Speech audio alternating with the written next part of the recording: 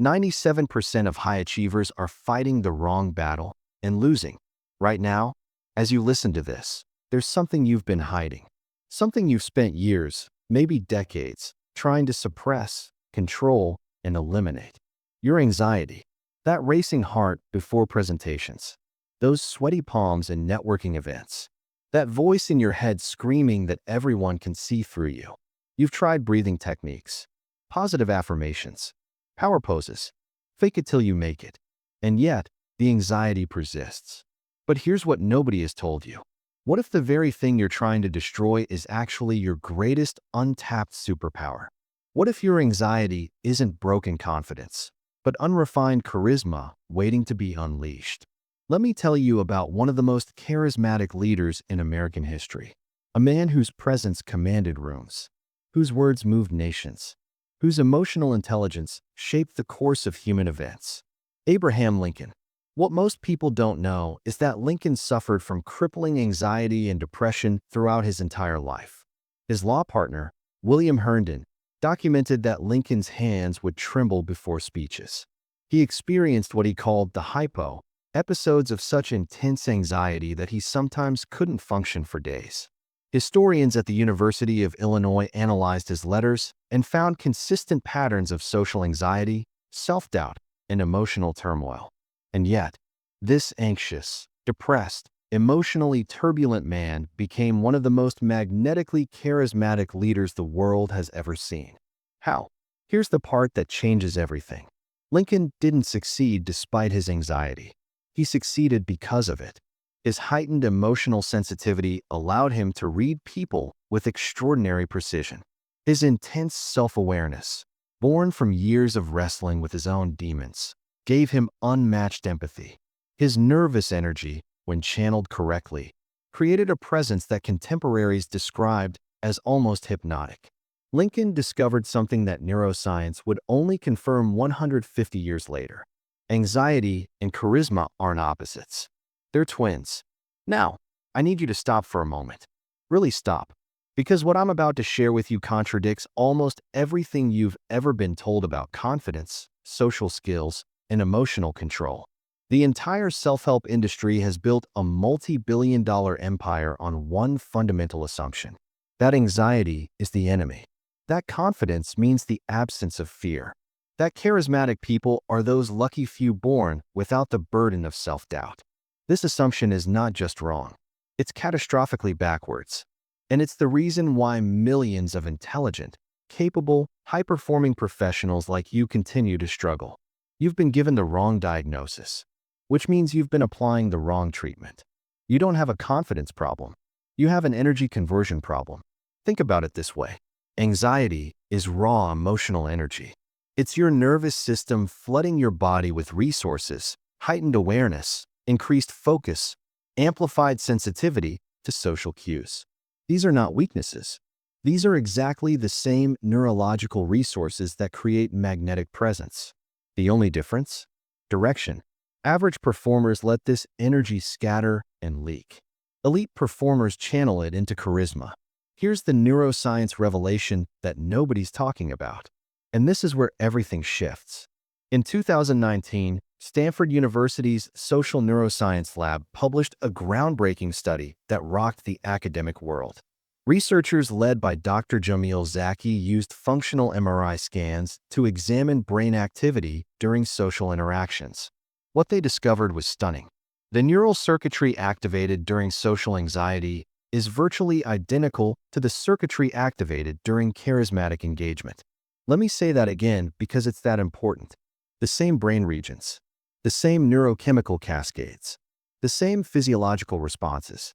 When you feel anxious before walking into a room, your amygdala, the brain's threat detection center, fires up. Your hypothalamus triggers a hormonal cascade. Cortisol and adrenaline flood your system. Your heart rate increases. Your senses sharpen.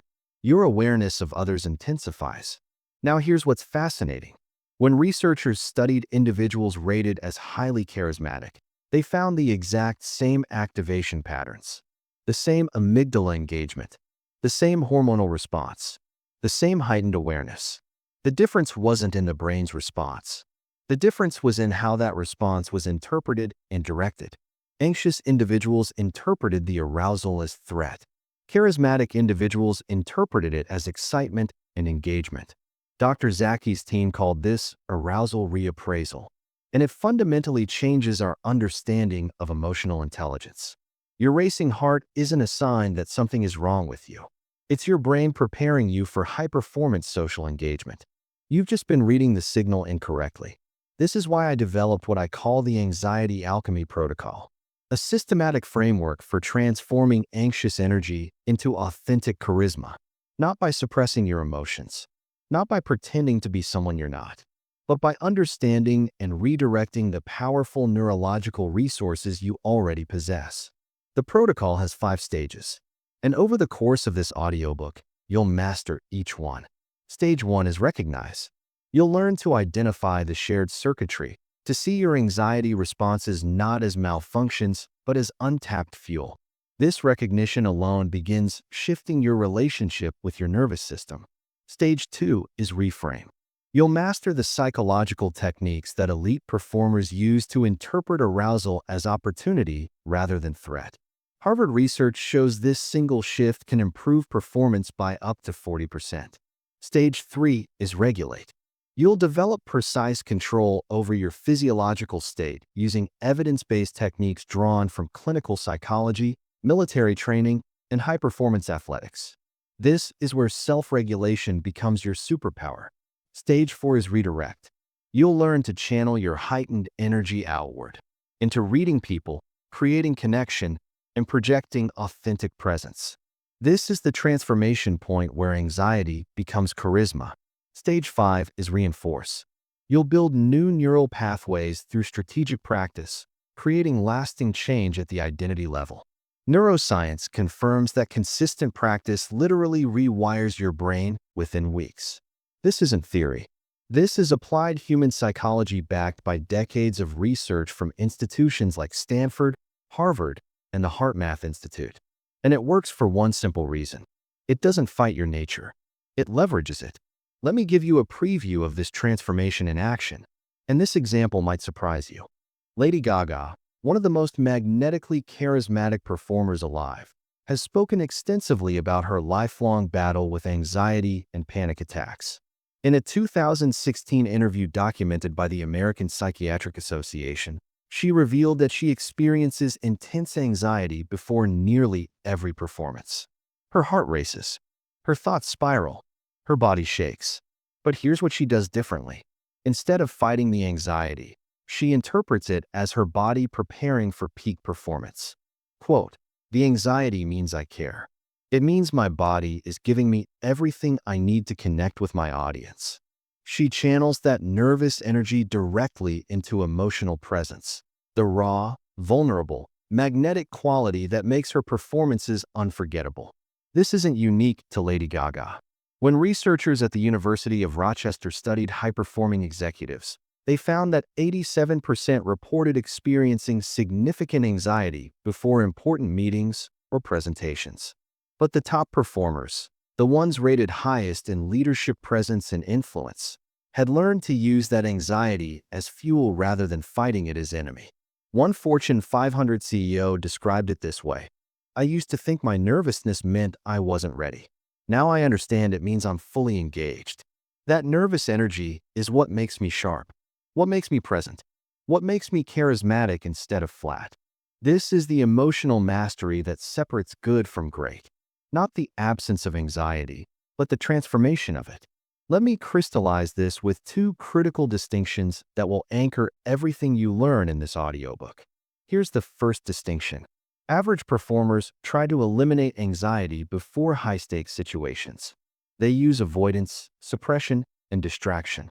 They interpret any nervous feeling as evidence that they're not ready, not confident, not cut out for success. The result? They either avoid challenging situations entirely, or they enter them in a depleted state, having wasted massive energy fighting their own nervous system. Their confidence under pressure crumbles because they've been at war with themselves before the real challenge even began. Elite performers do something radically different. They expect and welcome the anxiety response.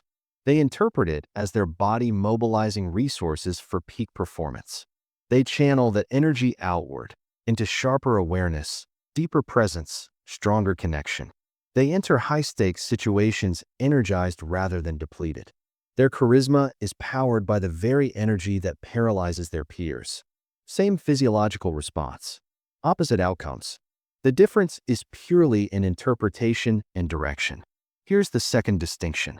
Average performers believe emotions are obstacles to clear thinking and effective social skills. They try to be rational and composed by suppressing their emotional responses. But here's the problem. Emotions are how we read people, build relationships, and create genuine influence. By suppressing emotions, they actually blind themselves to the social intelligence that makes charismatic connection possible. Elite performers understand that emotions are information. Their heightened emotional sensitivity, the same sensitivity that creates anxiety, also allows them to read micro-expressions, detect incongruence, and respond to others with precision empathy. They don't suppress their emotional system. They refine it into a social superpower. This is emotional intelligence in its truest form, not emotional suppression, emotional alchemy. So let's anchor what you've discovered in this opening chapter. Your anxiety isn't a flaw. It's fuel. The same neurological circuitry that creates your social anxiety is identical to the circuitry that creates magnetic charisma. Stanford research has confirmed this. The only difference between anxious energy and charismatic presence is interpretation and direction. Lincoln used it. Lady Gaga uses it. Elite executives across every industry have learned to harness it. And through the Anxiety Alchemy Protocol, you will master this transformation yourself. Your racing heart is not a sign of weakness. It's your body preparing you for powerful engagement. Your heightened awareness is not a curse. It's the same sensitivity that allows elite performers to read people and create deep connection. Your nervous energy is not something to eliminate. It's raw material waiting to be refined into authentic presence. Remember the mantra that will guide you through this entire journey. Your anxiety isn't broken confidence. It's unrefined charisma. But knowing that anxiety and charisma share the same circuitry isn't enough. Knowledge alone won't transform you. In the next chapter, you're going to go deeper into the neuroscience. You'll understand exactly what happens in your brain when anxiety strikes. The precise mechanism involving your amygdala, your prefrontal cortex, and a neurochemical triad that determines whether you crumble or command. And here's what's fascinating. There's a specific structure in your brain that you've been taught to fear, a structure that triggers your anxiety response. But this same structure, when properly understood and trained, becomes the engine of magnetic presence. The elite performers who've mastered emotional control have learned to work with this structure rather than against it. What is it? How do they do it? And how can you reprogram your own brain to make this shift automatic? That's exactly what awaits you in Chapter 2. Chapter 2, The Shared Circuitry, a Neuroscience Revelation. Your brain has been lying to you. For your entire life, there's a small, almond-shaped structure deep inside your skull.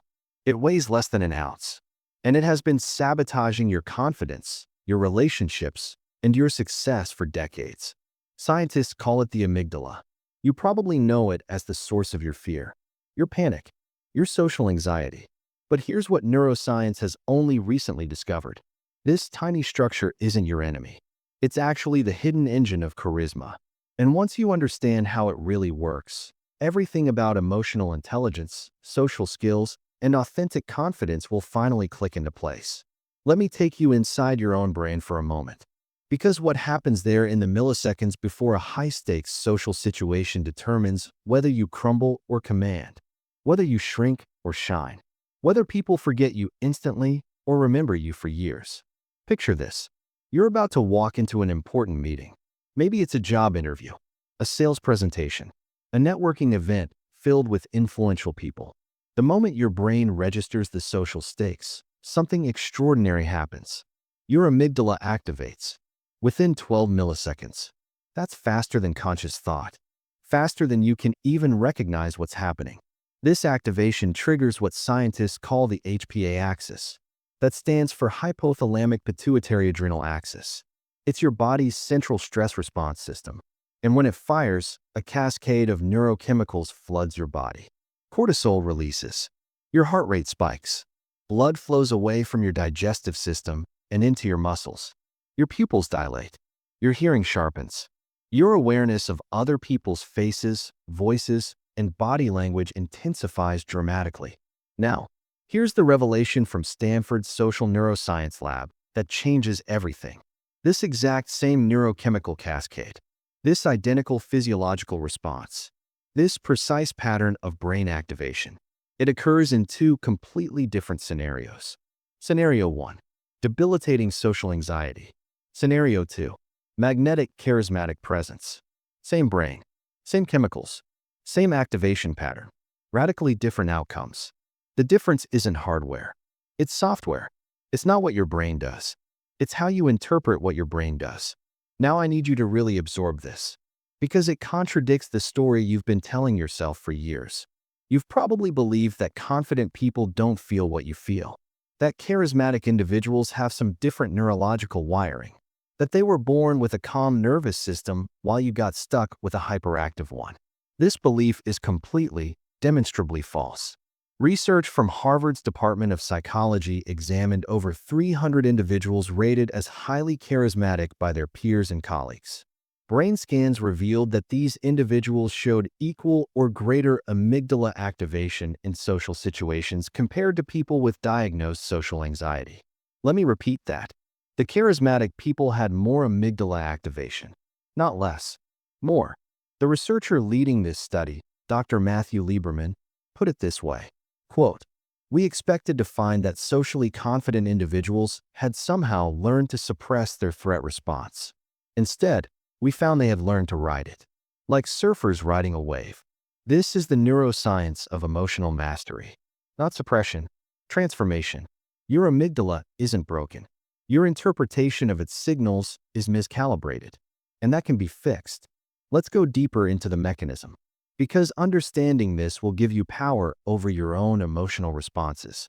Inside your brain, there's a constant conversation happening between two regions, your amygdala and your prefrontal cortex. Your amygdala is the alarm system. Ancient, fast, emotional. It evolved millions of years ago to keep your ancestors alive on the savannah. It operates on a simple principle. When in doubt, assume threat. Your prefrontal cortex is the executive center. Modern, slower, rational. It sits right behind your forehead, and its job is to interpret, contextualize, and regulate the signals coming from your amygdala. Here's the critical insight. Your amygdala doesn't know the difference between a lion attack and a boardroom presentation. It registers high-stakes social situation and fires the same response either way. Threat detected. Mobilize resources. But your prefrontal cortex can override this interpretation. It can receive the amygdala's alarm signal and say, "Thank you for the energy. This isn't a threat. This is an opportunity. Let's channel this arousal into peak performance." This is called top-down emotional regulation, and it's the neurological foundation of emotional intelligence. Now here's where it gets really interesting. There's a third player in this system that determines whether you experience anxiety or charisma. It's the neurochemical triad: dopamine, serotonin, oxytocin.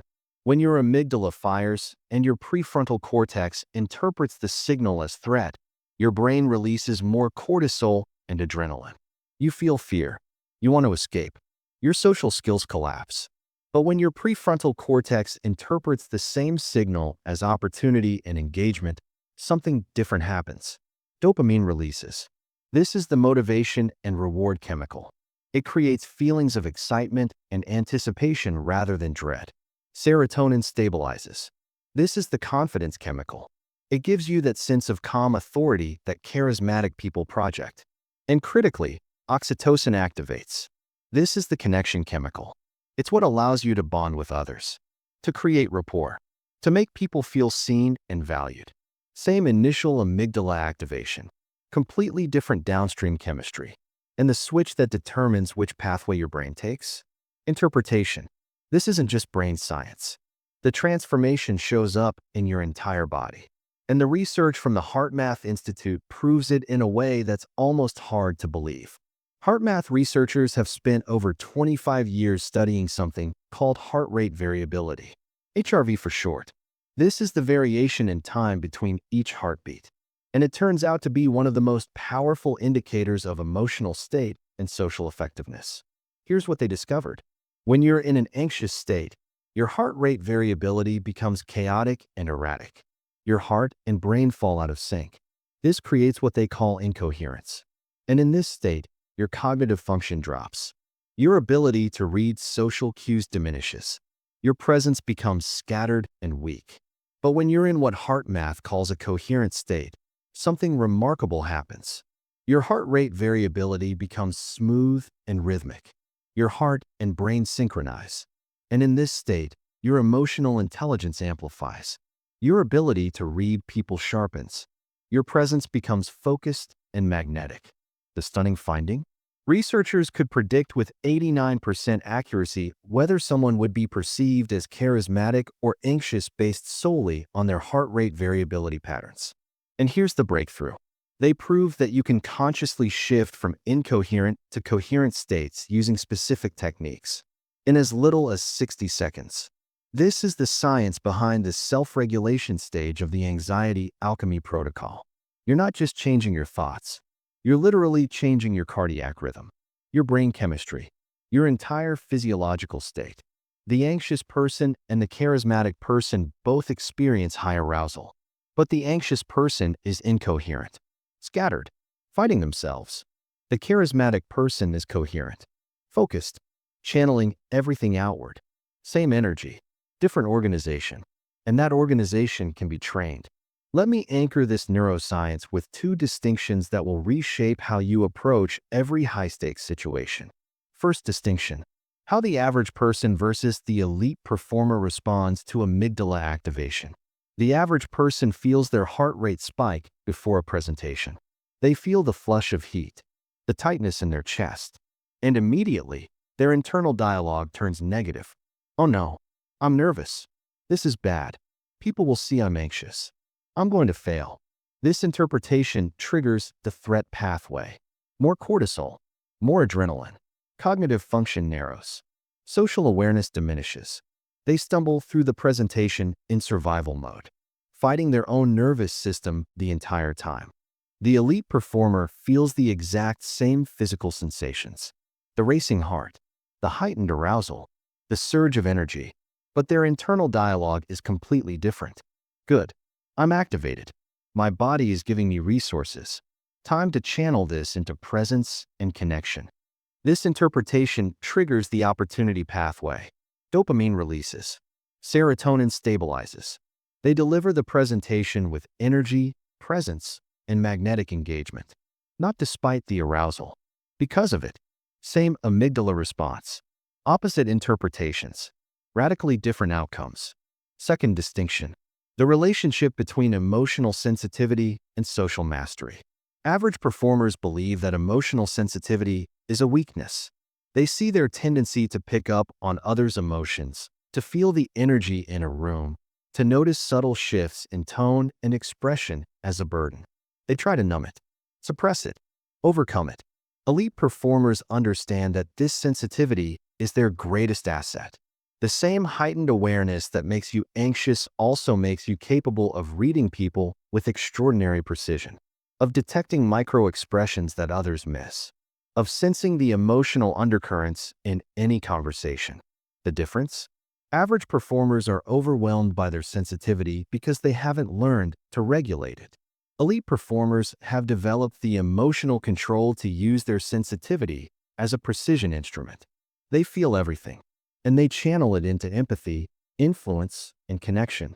This is what separates good from great in leadership, in relationships, in every domain that requires human psychology expertise. Not less feeling, more refined feeling. Here's a story that brings all of this together, and it might surprise you. Dr. Albert Mehrabian, the renowned psychologist at UCLA, conducted decades of research on communication and influence. His work revealed something that transformed our understanding of human connection. In any social interaction, Only 7% of your impact comes from your words. 38% comes from your vocal tone. And 55% comes from your nonverbal communication, your body language, your facial expressions, your energetic presence. This is why someone can say all the right things and still fail to connect, and why someone else can speak simply and still command complete attention. Now here's the connection to everything you've learned in this chapter.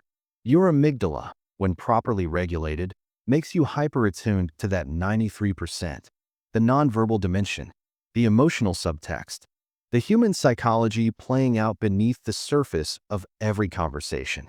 Your nervous system isn't too sensitive. It's actually perfectly calibrated for social mastery. You've just been interpreting its signals wrong and fighting it instead of using it. So let's summarize the neuroscience revelation. Your amygdala activates in all high-stakes social situations. This is normal. This is universal. This is not a flaw. The neurochemical cascade that follows depends on interpretation. Threat interpretation creates anxiety. Opportunity interpretation creates charisma. Heart-brain coherence determines whether your presence is scattered or magnetic. And your emotional sensitivity, properly regulated, becomes your greatest asset for reading people and creating influence. Your anxiety isn't broken confidence. It's unrefined charisma.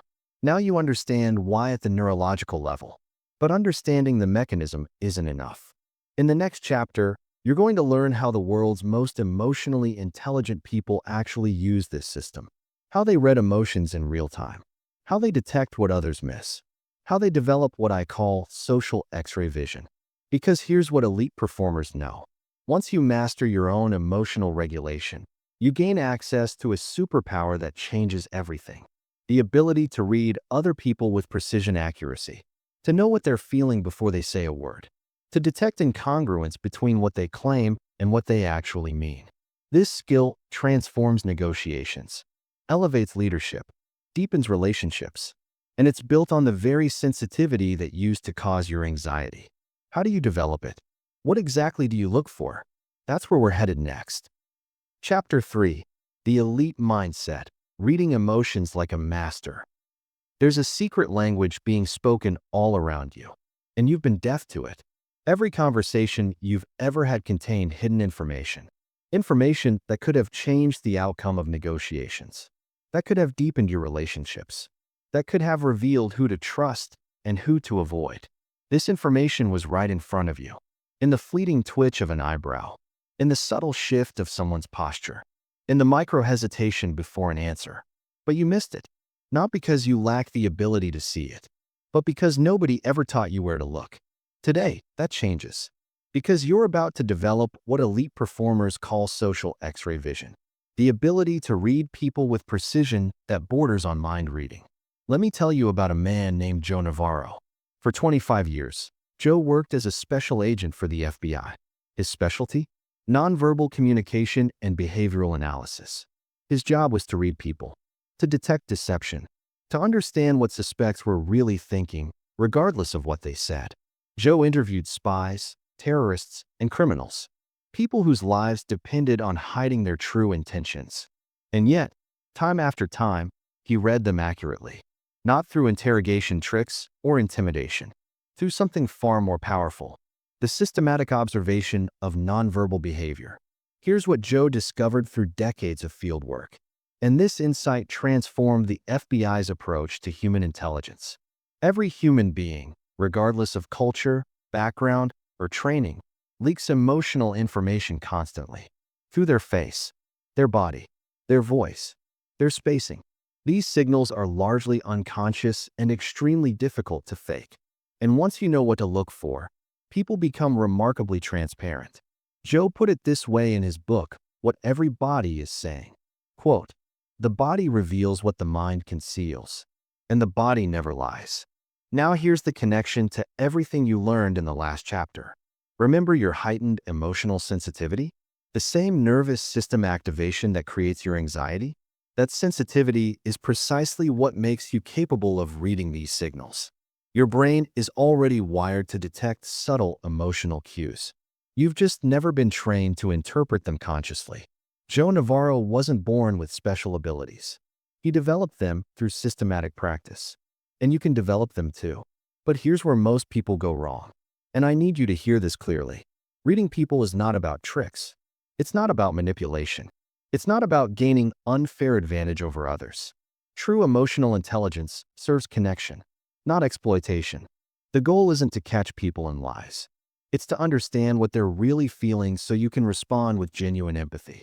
The goal isn't to manipulate behavior. It's to build the kind of trust that creates lasting relationships and authentic influence. This distinction matters because the same skills that allow you to read people can be used for good or for harm. Elite performers understand that influence without manipulation is the only sustainable path. That relationships built on genuine understanding outlast those built on clever tactics. So as you develop these abilities, hold this intention clearly. You're learning to see people more accurately so you can serve them more effectively. So you can lead with greater empathy. So you can build connections that matter. With that foundation in place, let me show you exactly what to look for. There's a framework I call the 4 channels of emotional leakage.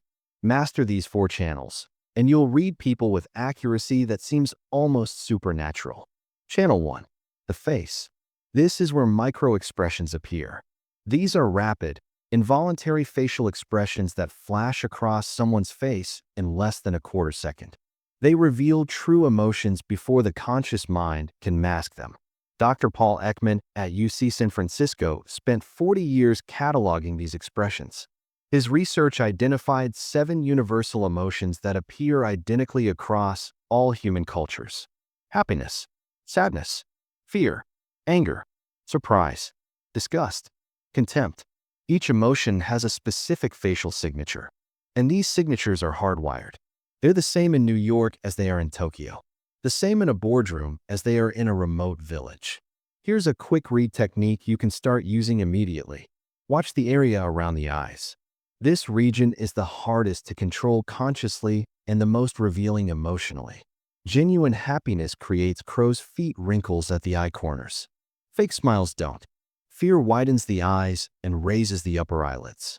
Contempt creates a slight tightening on one side of the mouth.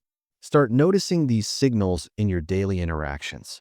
You'll be amazed at how much information has been hiding in plain sight. Channel 2. The body. Body language expert Amy Cuddy at Harvard Business School has demonstrated that the body doesn't just reflect emotional states. It broadcasts them continuously.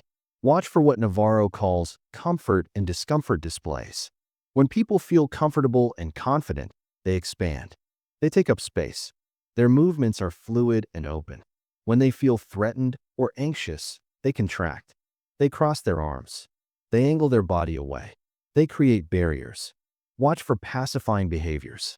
When people feel stressed, they unconsciously touch their neck, rub their arms, or adjust their clothing. These self-soothing gestures reveal internal discomfort even when someone's words sound confident. Channel 3. The voice. Vocal patterns reveal emotional states with remarkable consistency. When people are anxious or deceptive, their voice pitch typically rises. Speech rate often increases. Pauses become more frequent or awkward. When people are confident and genuine, their voice drops slightly in pitch. Their pace is steady and rhythmic. Their pauses feel natural and intentional. Listen beneath the words. The music of someone's voice often tells you more than their lyrics. Channel 4. Clusters and congruence. This is where it all comes together. No single signal is definitive, but when multiple channels align, you can read with high confidence. When someone says, "I'm excited about this opportunity," but their body is contracted, their voice is tight, and their smile doesn't reach their eyes, you've detected incongruence. The words and the body don't match. And in that mismatch lies crucial information. Elite performers don't just see individual signals. They read the whole system. They notice when all channels align in genuine expression. And they notice when something doesn't fit. Now let me show you how to transform this reading ability into something even more powerful. Strategic empathy. Most people think of empathy as a soft skill. Something nice to have. A personality trait that some people possess more than others. This is a fundamental misunderstanding. Empathy is a strategic capability. It's the foundation of all effective influence. It's what separates leaders who inspire from managers who merely direct. And it's built on exactly the reading skills you're developing. Here's the framework. Strategic empathy has 3 levels. Level 1. Cognitive empathy. This is understanding what someone else is thinking, their perspective, their reasoning, their mental model of the situation.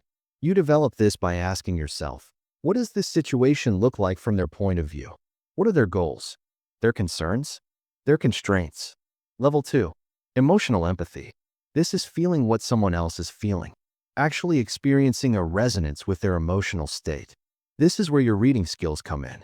By observing their micro-expressions, body language, and vocal patterns, you can attune to their emotional frequency. Level 3. Empathic accuracy. This is the ability to correctly identify and respond to another person's internal state. It combines cognitive and emotional empathy with calibrated action. Research published in the Journal of Personality and Social Psychology found that empathic accuracy is the single strongest predictor of relationship satisfaction.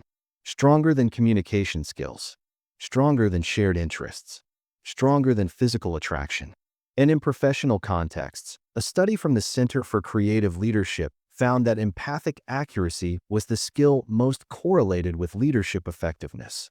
Managers rated high in empathic accuracy had teams with 47% higher engagement and 31% lower turnover.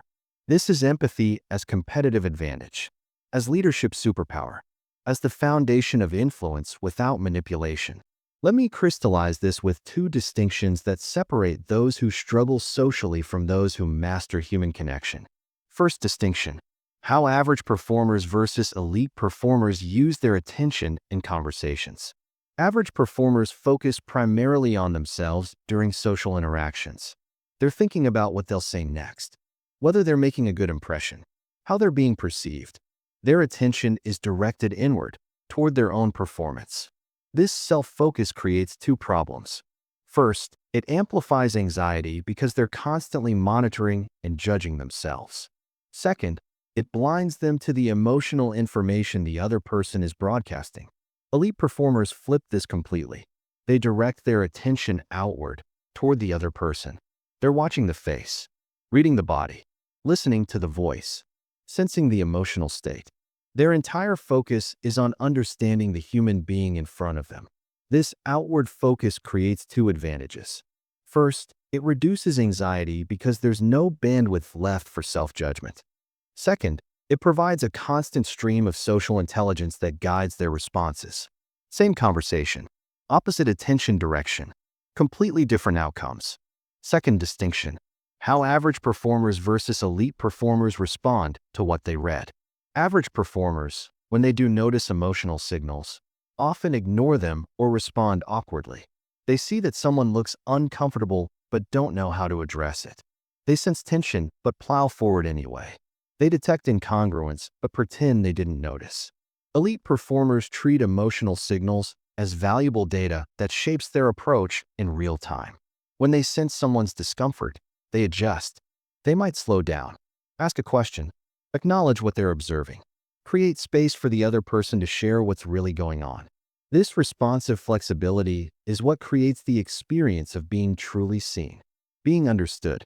And it's why people are magnetically drawn to those with high emotional intelligence. The skill isn't just reading. It's reading and responding, seeing and adapting. This dynamic dance between observation and action is what transforms social skills from mechanical to masterful. Let me share something that might surprise you. It comes from a Fortune 500 CEO who runs a company with over 40,000 employees. In a private conversation documented by Harvard Business Review, this CEO revealed the skill he considers most essential to his success. Not financial analysis, not strategic planning, not operational excellence. Reading people. Quote, "In every negotiation, every board meeting, every difficult conversation with a direct report, my ability to read what's really happening beneath the surface is my greatest advantage. I watch faces. I notice shifts in body language. I listen for what's not being said. And that information guides every decision I make." He went on to describe how he developed this ability. Quote, Early in my career, I was terrible at this. I was so focused on proving myself, on appearing confident, on saying the right things, that I missed 90% of what was happening in the room. It wasn't until I learned to redirect my attention outward, onto others, that everything changed. This is the pattern. The most successful, most charismatic, most influential people in any field share this capability. Not because they were born with it, because they developed it. Through the systematic practice of the skills you're learning right now. Your emotional sensitivity, your heightened awareness, your intense focus on others. These aren't symptoms of anxiety to be eliminated. They're the raw materials of social mastery waiting to be refined. So let's anchor what you've learned in this chapter. There's a secret language of emotion being spoken constantly by everyone around you. It appears in micro-expressions on the face, in the posture and movement of the body, in the tone and rhythm of the voice, in the alignment or misalignment between channels. You can learn to read this language, not through manipulation or tricks, but through systematic observation and genuine empathy. And when you combine this reading ability with responsive flexibility, you create the experience of deep understanding that draws people to you magnetically. But here's what we haven't addressed yet, and it's the crucial piece that makes everything else work. Before you can accurately read others, you must first accurately read yourself. Your own emotional triggers, your own blind spots, your own patterns of reaction. Without this self-awareness, your reading of others will be distorted by your own unexamined biases. In the next chapter, you'll discover the self-awareness protocol, the systematic approach elite performers use to develop crystal clear insight into their own emotional landscape. Because the journey to reading others begins with knowing yourself. What are the hidden patterns driving your emotional reactions? What blind spots have been sabotaging your relationships without you knowing? And how do you develop the kind of honest self-assessment that transforms everything? That's exactly where we're headed. Chapter 4, Self-Awareness Protocol, the Foundation of Mastery. You have a blind spot so large that it's destroying your relationships, and you can't see it. Imagine standing in front of a mirror that only shows you what you want to see. A mirror that hides your flaws, that distorts your expressions, that edits out everything uncomfortable. This is how most people see themselves. They operate with a filtered, incomplete, dangerously inaccurate picture of who they actually are. And this blindness costs them everything. It costs them relationships that could have worked, opportunities that slipped away, influence they never developed. But here's the truth that transforms everything. Self-awareness isn't a trait you're born with. It's a skill you can systematically develop. And it's the foundation upon which all emotional intelligence is built. Let me share something that might be uncomfortable to hear, but it's essential for your growth. Research from organizational psychologist Dr. Tasha Eurich revealed a startling statistic. 95% of people believe they are self-aware, but only 10 to 15% actually are. Let that sink in. Almost everyone thinks they understand themselves. Almost no one actually does. Dr. Eurich spent 4 years studying thousands of individuals to understand this gap. What she found was humbling. The people who rated themselves highest in self-awareness were often the least accurate. Meanwhile, those with genuine self-insight frequently expressed uncertainty and continued curiosity about their own patterns. Here's why this matters for everything you're learning in this audiobook. You cannot accurately read others until you accurately read yourself. Your perception of other people's emotions is filtered through your own unexamined biases, triggers, and blind spots. If you don't know your own patterns, you'll project them onto everyone you meet. Think about it this way. Imagine trying to calibrate a scientific instrument without first establishing a baseline. Every measurement would be off. Every reading would be distorted by the instrument's own uncorrected errors. Your emotional perception works the same way.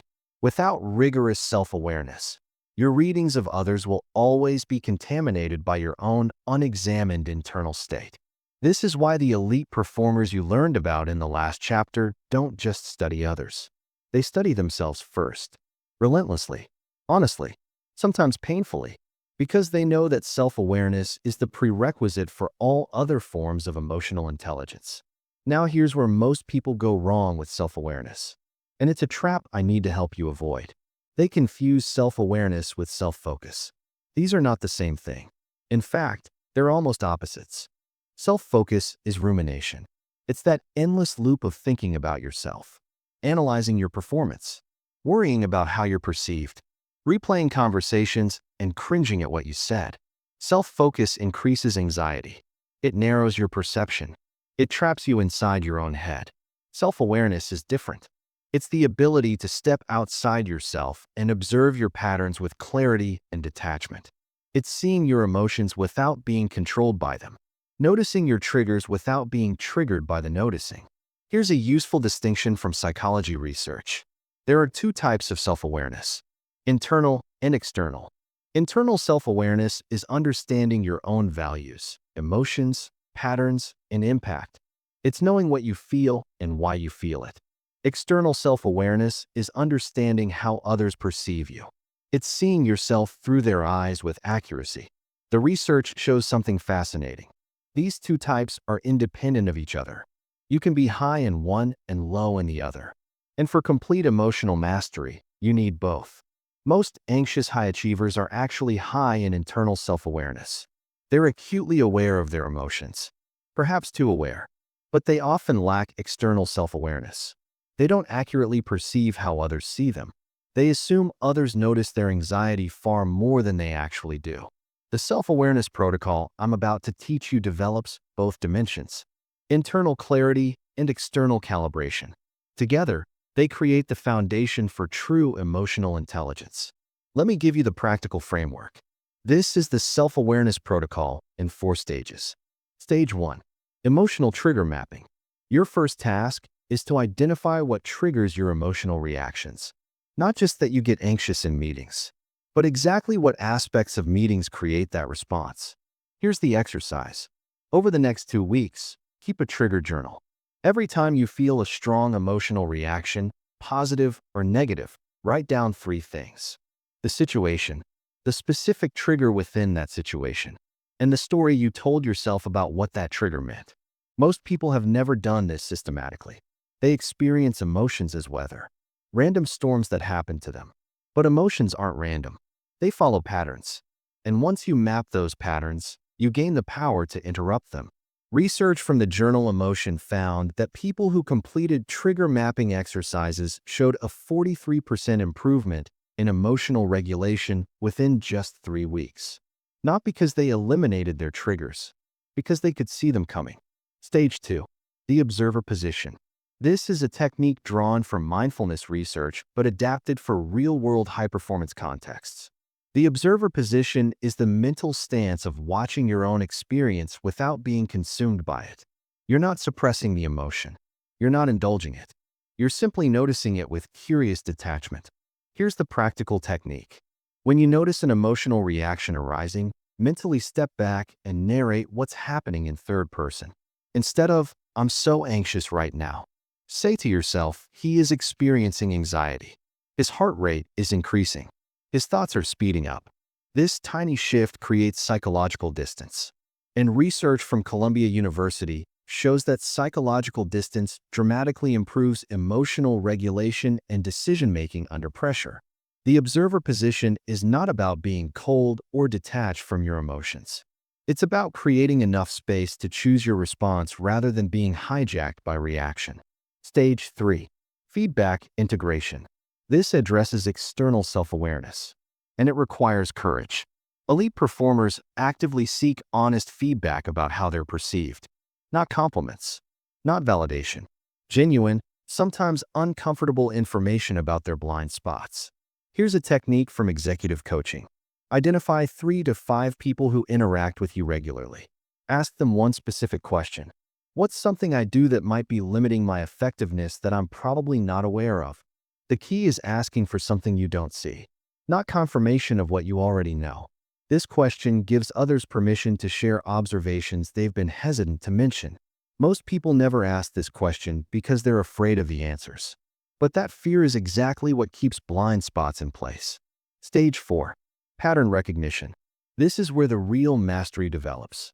As you collect data from trigger mapping, observer position practice, and feedback integration, you'll start noticing recurring patterns, themes that appear across different situations, consistent reactions that seem automatic. Your task is to name these patterns, give them labels, make them explicit. For example, you might notice, I have a pattern of interpreting silence as disapproval. Or, I consistently underestimate how much people value my contributions. Or, I tend to speak faster when I feel my competence is being questioned. Once a pattern is named, it becomes visible. And once visible, it becomes manageable. You can't change a pattern you can't see. But patterns you can clearly identify become patterns you can consciously interrupt. Let me sharpen this with two distinctions that separate those who struggle with self-awareness from those who've mastered it. First distinction: how average performers versus elite performers respond to negative feedback.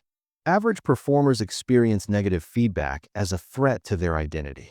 When someone points out a flaw or mistake, their amygdala fires. They become defensive. They explain, justify, and rationalize. They might even attack the credibility of the person giving feedback. This defensive response isn't weakness. It's human. Our brains evolved to protect our self-image. But it creates a devastating blind spot. Every piece of feedback that could improve you gets filtered out by your defensive system. Elite performers have trained a different response. When they receive negative feedback, they pause. They take a breath.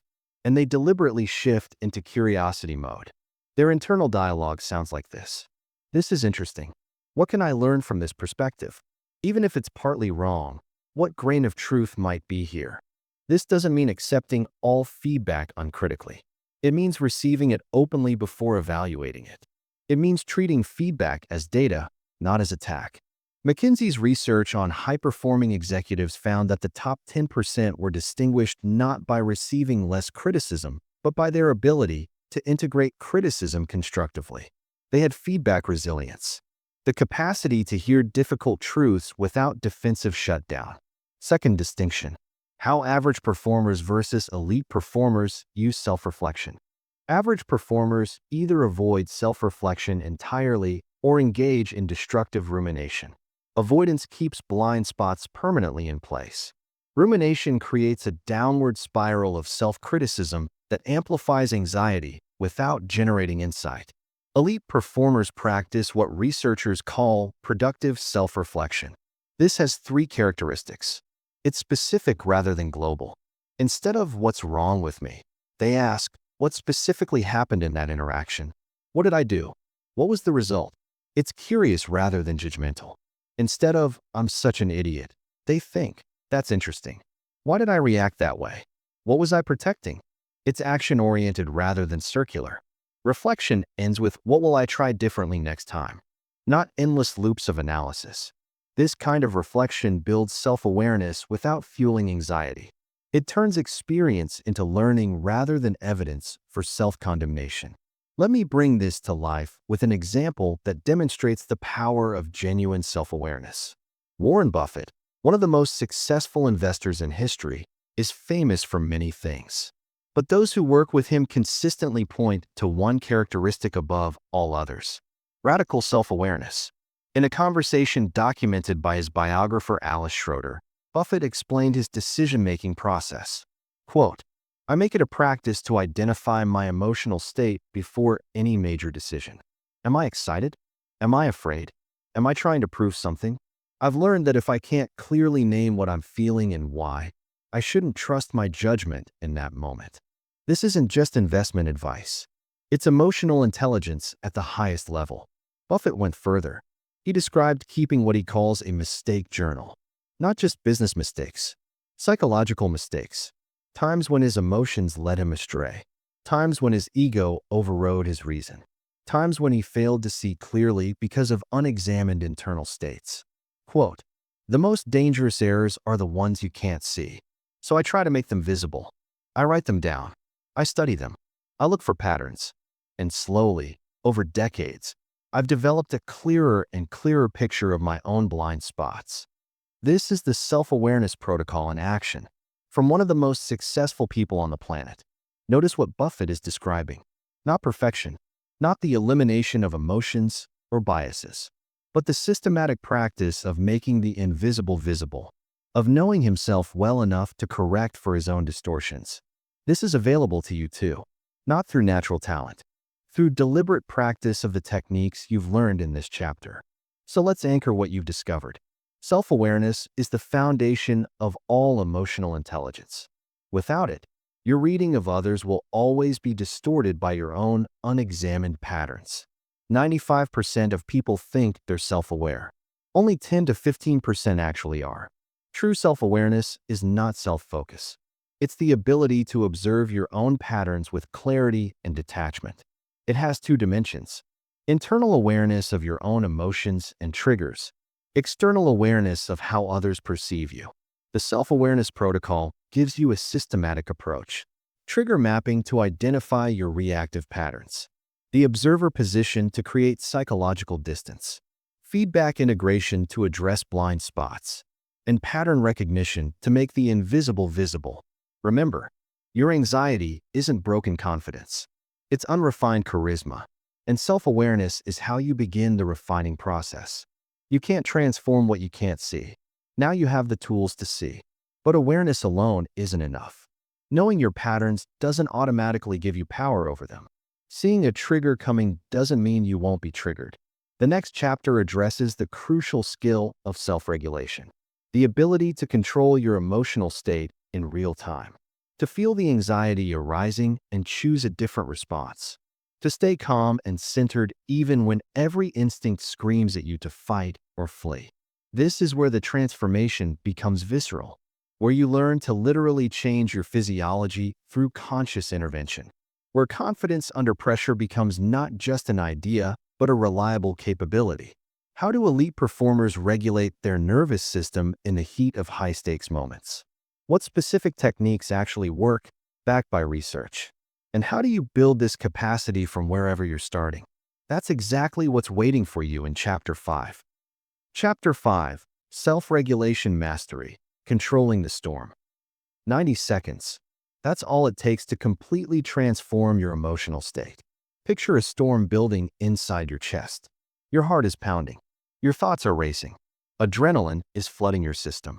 You're about to walk into a high-stakes meeting, a difficult conversation, a moment where everything depends on your presence and composure, and your body is screaming at you to run. This is the moment most people lose, not because they lack intelligence, not because they lack preparation, but because they cannot control their own internal storm. But what if you could? What if you had a reliable system to calm your nervous system in seconds, to transform that chaotic energy into focused power? Today, you're going to learn exactly that. Let me introduce you to a piece of neuroscience that changes everything about emotional control. Dr. Jill Bolt Taylor is a Harvard-trained neuroanatomist who had a unique experience. She suffered a stroke and watched her own brain shut down, region by region. Her recovery gave her unprecedented insight into how the brain processes emotions. What she discovered became known as the 90-second rule, and it's the foundation of all effective self-regulation. Here's what happens neurologically when an emotion is triggered. A chemical cascade floods your brain and body. Stress hormones, neurotransmitters, physiological changes. This cascade creates the feeling of the emotion, the racing heart, the tight chest, the spinning thoughts. But here's the critical insight. That chemical cascade has a natural lifespan. From the moment an emotion is triggered to the moment the chemicals are fully metabolized takes approximately 90 seconds. 90 seconds. That's it. After 90 seconds, the original chemical surge is gone. If you're still feeling the emotion after that, it's because you're re-triggering it. You're feeding it with your thoughts. You're replaying the trigger. You're running mental movies of worst-case scenarios. You're keeping the storm alive. Dr. Taylor put it this way, quote, "When a person has a reaction to something in their environment, there's a 90-second chemical process that happens in the body. After that, if you continue to feel fear, anger, or anxiety, you are choosing to let that circuit continue to run. This is revolutionary. It means that emotional regulation isn't about suppressing feelings. It's about not re-triggering them. It's about creating 90 seconds of space, of not adding fuel to the fire, and then allowing your natural neurochemistry to restore balance. The question becomes practical. How do you create those 90 seconds? How do you interrupt the re-triggering pattern? That's exactly what the rest of this chapter will teach you. Now, before we go deeper into techniques, I need to address something important. Self-regulation is not emotional suppression. This distinction matters enormously, and confusing these two will sabotage everything you're trying to build. Suppression is pushing emotions down, pretending they don't exist, forcing a calm exterior while chaos rages inside. Research consistently shows that suppression doesn't work. Suppressed emotions don't disappear. They leak out in other ways. They accumulate pressure, and eventually, they explode. A study from Stanford University found that people who habitually suppress emotions have higher levels of cortisol, weaker immune systems, and worse relationship outcomes than those who process emotions effectively. Self-regulation is fundamentally different. It's not about denying what you feel. It's about creating space between stimulus and response. It's about feeling the emotion fully while choosing how you respond to it. Here's a useful way to think about it. Imagine your emotions are waves in the ocean. Suppression is trying to stop the wave, building a wall, fighting the water, exhausting and ultimately futile. Self-regulation is surfing the wave, acknowledging its power, working with its energy, riding it until it naturally subsides. The techniques you're about to learn are surfing techniques. They don't fight your emotions. They help you navigate them skillfully. Let me introduce you to the most powerful lever you have for emotional control. It's called the vagus nerve, and understanding it will transform your ability to regulate your state. The vagus nerve is the longest nerve in your body. It runs from your brainstem down through your neck, heart, lungs, and into your digestive system. It's the primary channel of communication between your brain and your body. Here's why this matters for self-regulation. The vagus nerve controls what scientists call the parasympathetic response. This is your body's calming system, the opposite of fight or flight. When your vagus nerve is activated, your heart rate slows, your breathing deepens, your muscles relax, your mind clears. Dr. Stephen Porges at Indiana University developed what's called the polyvagal theory. His research showed that the vagus nerve acts like a brake on your stress response. When you activate this brake, you can literally switch your nervous system from anxiety mode to calm mode. The measure of this capacity is called vagal tone. People with high vagal tone can regulate their emotional states quickly and effectively. They recover faster from stress. They perform better under pressure. They experience more positive emotions overall. And here's the breakthrough. Vagal tone is trainable. You can strengthen your vagal brake through specific practices. Every time you use these techniques, you're not just calming down in the moment. You're building your overall capacity for emotional control. Let me give you the most powerful vagal activation technique. It's called physiological sighing, and it was validated by research at Stanford University's neuroscience laboratory led by Dr. Andrew Huberman. Here's how it works. You take 2 inhales through your nose. The first inhale is full. The second is a short top-up that maximally inflates your lungs. Then you release with 1 long, slow exhale through your mouth. 2 inhales, 1 long exhale. This pattern rapidly activates your vagus nerve and shifts your nervous system toward calm. In studies, a single physiological sigh reduced stress markers more effectively than 5 minutes of traditional deep breathing. You can do this anywhere. In a meeting, before a presentation, during a difficult conversation. It takes 3 seconds, and it works immediately. Now let me give you the complete self-regulation protocol. This is a systematic approach you can use whenever you feel your emotional state escalating. Step 1. Notice the activation.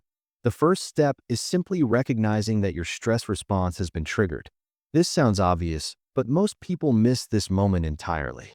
They're already swept up in the emotion before they realize what's happening.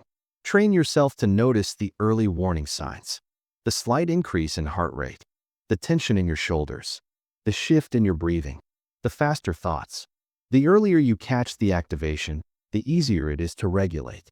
Step 2. Create physical interruption. Your body and mind are connected. You can use physical intervention to interrupt mental spiraling. The physiological sigh is one option.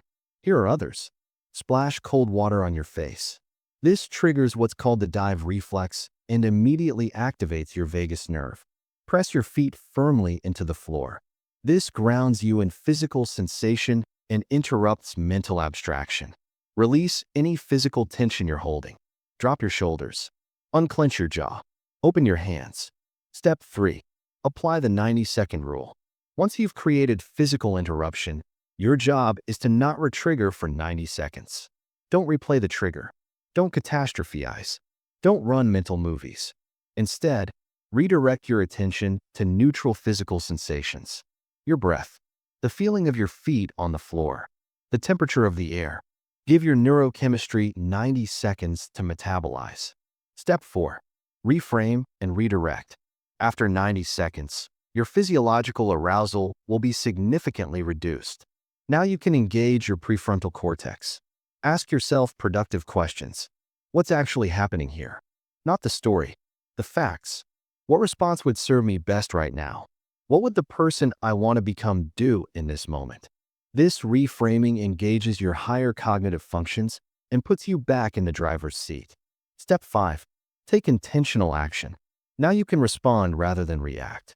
You can speak with composure. Make decisions with clarity. Engage with presence rather than panic. This entire protocol can be completed in under 2 minutes. With practice, you'll be able to move through it in 30 seconds or less. Let me crystallize this with 2 distinctions that separate those who are controlled by their emotions from those who master emotional control. First distinction: how average performers versus elite performers think about stress activation. Average performers interpret stress activation as a sign that something is wrong. They feel their heart rate increase and think, "I'm anxious. This is bad. I need to calm down." But this interpretation itself creates more stress. They're fighting their own physiology, adding mental resistance to physical activation. Elite performers interpret the same sensations completely differently. They feel their heart rate increase and think, "I'm activated. Good. My body is preparing for performance." This interpretation doesn't add resistance. It works with the arousal rather than against it. Research from Harvard Business School tested this directly. Participants who were taught to interpret stress arousal as helpful performed significantly better on challenging tasks than those who tried to calm down. Their cardiovascular response was actually healthier, and they reported less anxiety despite identical physiological arousal. Same body response, different interpretation, radically different outcomes. This is why the reframe step in the protocol is so important. Once you've regulated the initial spike, you can consciously choose how you interpret the remaining arousal. Second distinction: how average performers versus elite performers prepare for high-stakes situations. Average performers try to eliminate anxiety before important moments. They use distraction. They tell themselves to relax. They hope they won't feel nervous this time. And when they inevitably feel activation, they're caught off guard, unprepared, overwhelmed. Elite performers expect and prepare for activation. They know their nervous system will fire. They've practiced their regulation techniques hundreds of times in low-stakes situations. So when the high-stakes moment arrives, their response is automatic. This is a critical insight. You cannot build self-regulation skills in the moment you need them most. You build them in practice. Then you deploy them under pressure. Navy SEALs are taught this principle explicitly. Their regulation techniques are drilled so many times that they become unconscious. When bullets are flying, they don't think about their breathing. It happens automatically because it's been trained into their nervous system. Start practicing these techniques now, in everyday moments, in minor stresses. Build the neural pathways when the stakes are low, so they're available when the stakes are high. Let me share a technique from one of the most high-pressure environments on Earth. Navy SEALs operate in situations where emotional dysregulation can mean death. Not failure, not embarrassment, death.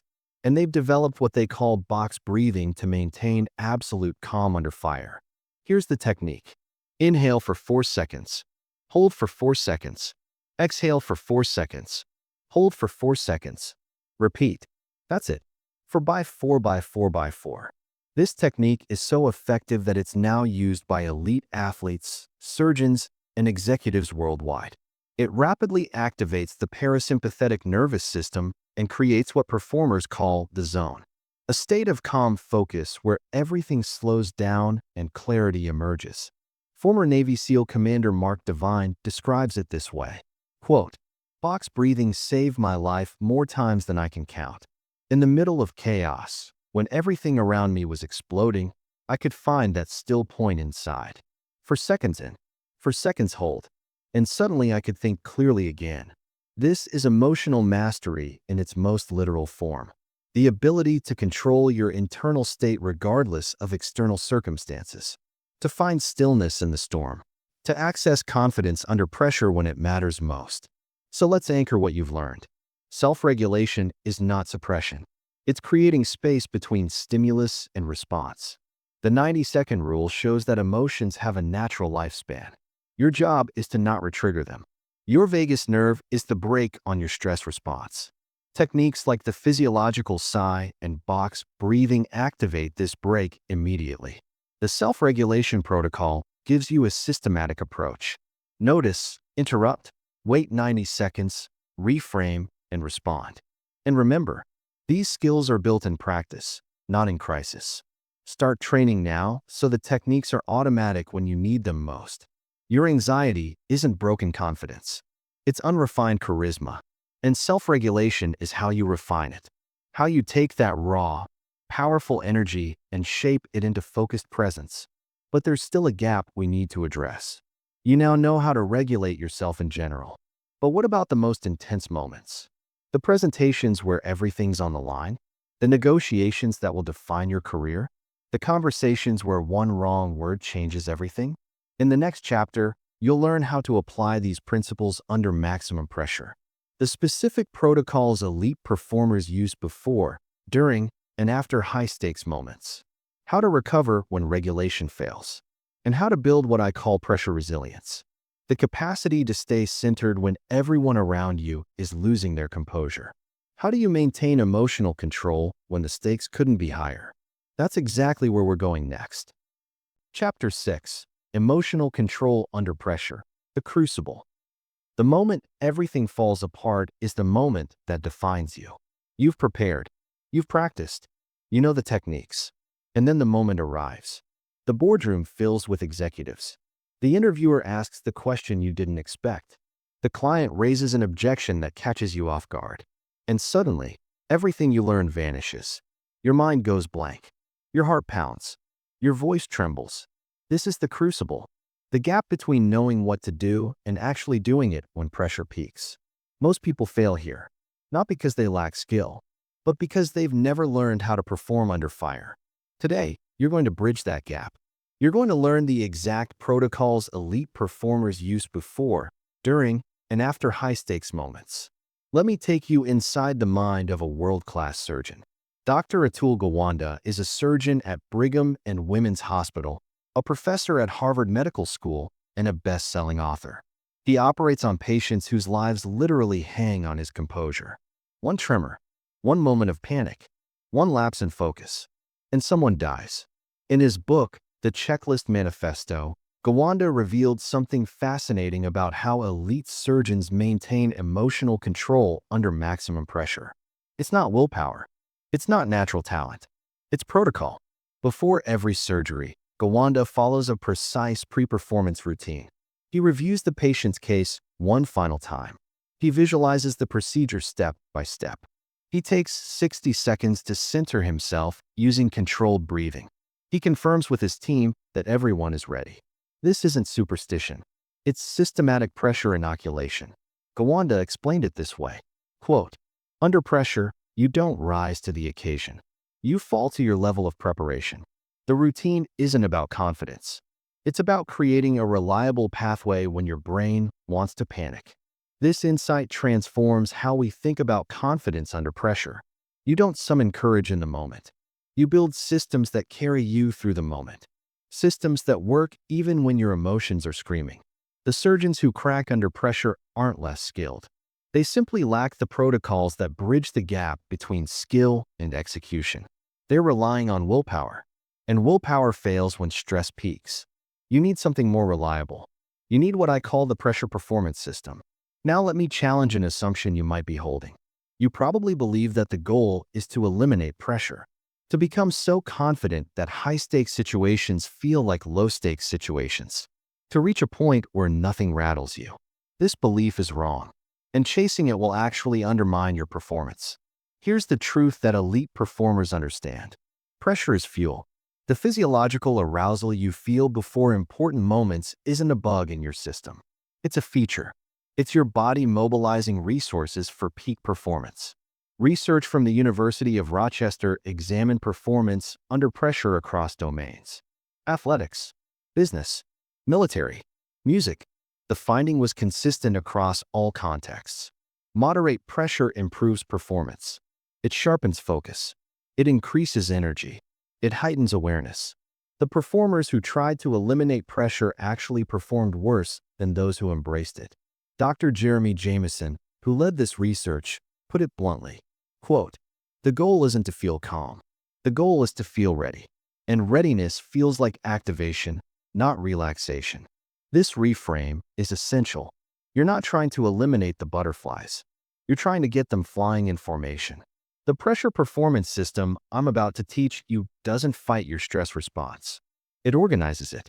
It channels the energy into focused execution rather than scattered panic. Let me give you the first component of the system: the pre-performance protocol.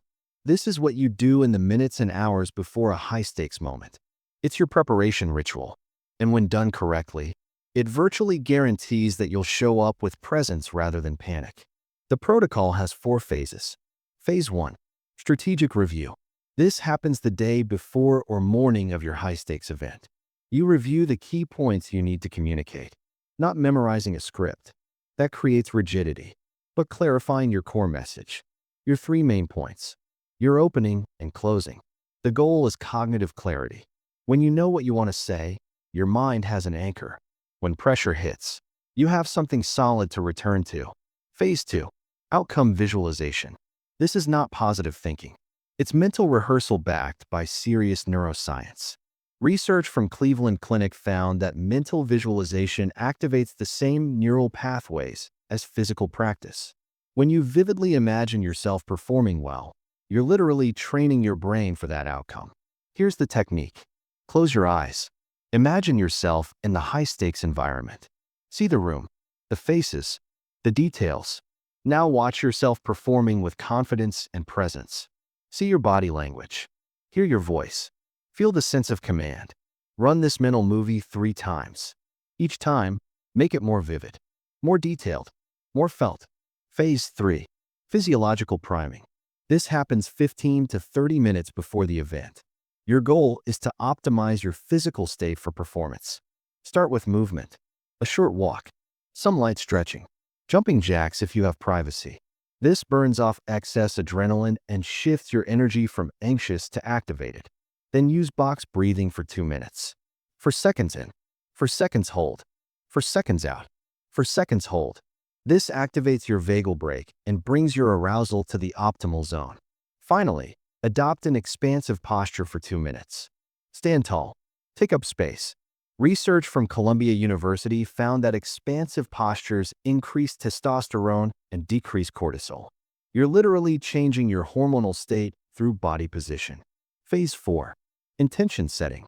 In the final minute before you begin, set a clear intention. Not an outcome goal like nail this presentation. A process goal like stay present and connect with each person. This intention becomes your anchor. When pressure spikes during the event, you can return to this simple focus. Now let me give you the second component, the real-time control protocol. This is what you do during the high-stakes moment when pressure peaks. When you feel yourself starting to lose composure. When the emotional hijack begins. The protocol has 3 rapid interventions. Intervention 1. The micro reset. This takes 3 seconds and nobody will notice you doing it. Press your feet firmly into the floor. Take 1 physiological sigh. 2 quick inhales through the nose. 1 long exhale through the mouth. Drop your shoulders away from your ears. This combination grounds you physically, activates your vagal brake, and releases tension. All in 3 seconds. Use this intervention the moment you notice activation rising. Don't wait until you're overwhelmed. The earlier you intervene, the more effective it is. Intervention 2. The attention redirect. Remember from Chapter 3 that elite performers direct attention outward, toward others, rather than inward, toward themselves. When you feel anxiety spiking, deliberately shift your focus onto the people in front of you. Look at their faces. Get curious about their reactions. Ask yourself, what does this person need from me right now? This outward shift serves two purposes. It gives your anxious mind something constructive to focus on, and it generates the information you need to respond effectively. You can't read the room while you're trapped in your head. Intervention 3. The pace control. Under pressure, people speed up. They talk faster. They move more quickly. They try to rush through the uncomfortable moment. This is a mistake. Speed amplifies anxiety. It signals to your nervous system that you're in danger and need to escape. Elite performers do the opposite. They deliberately slow down. They pause before answering questions.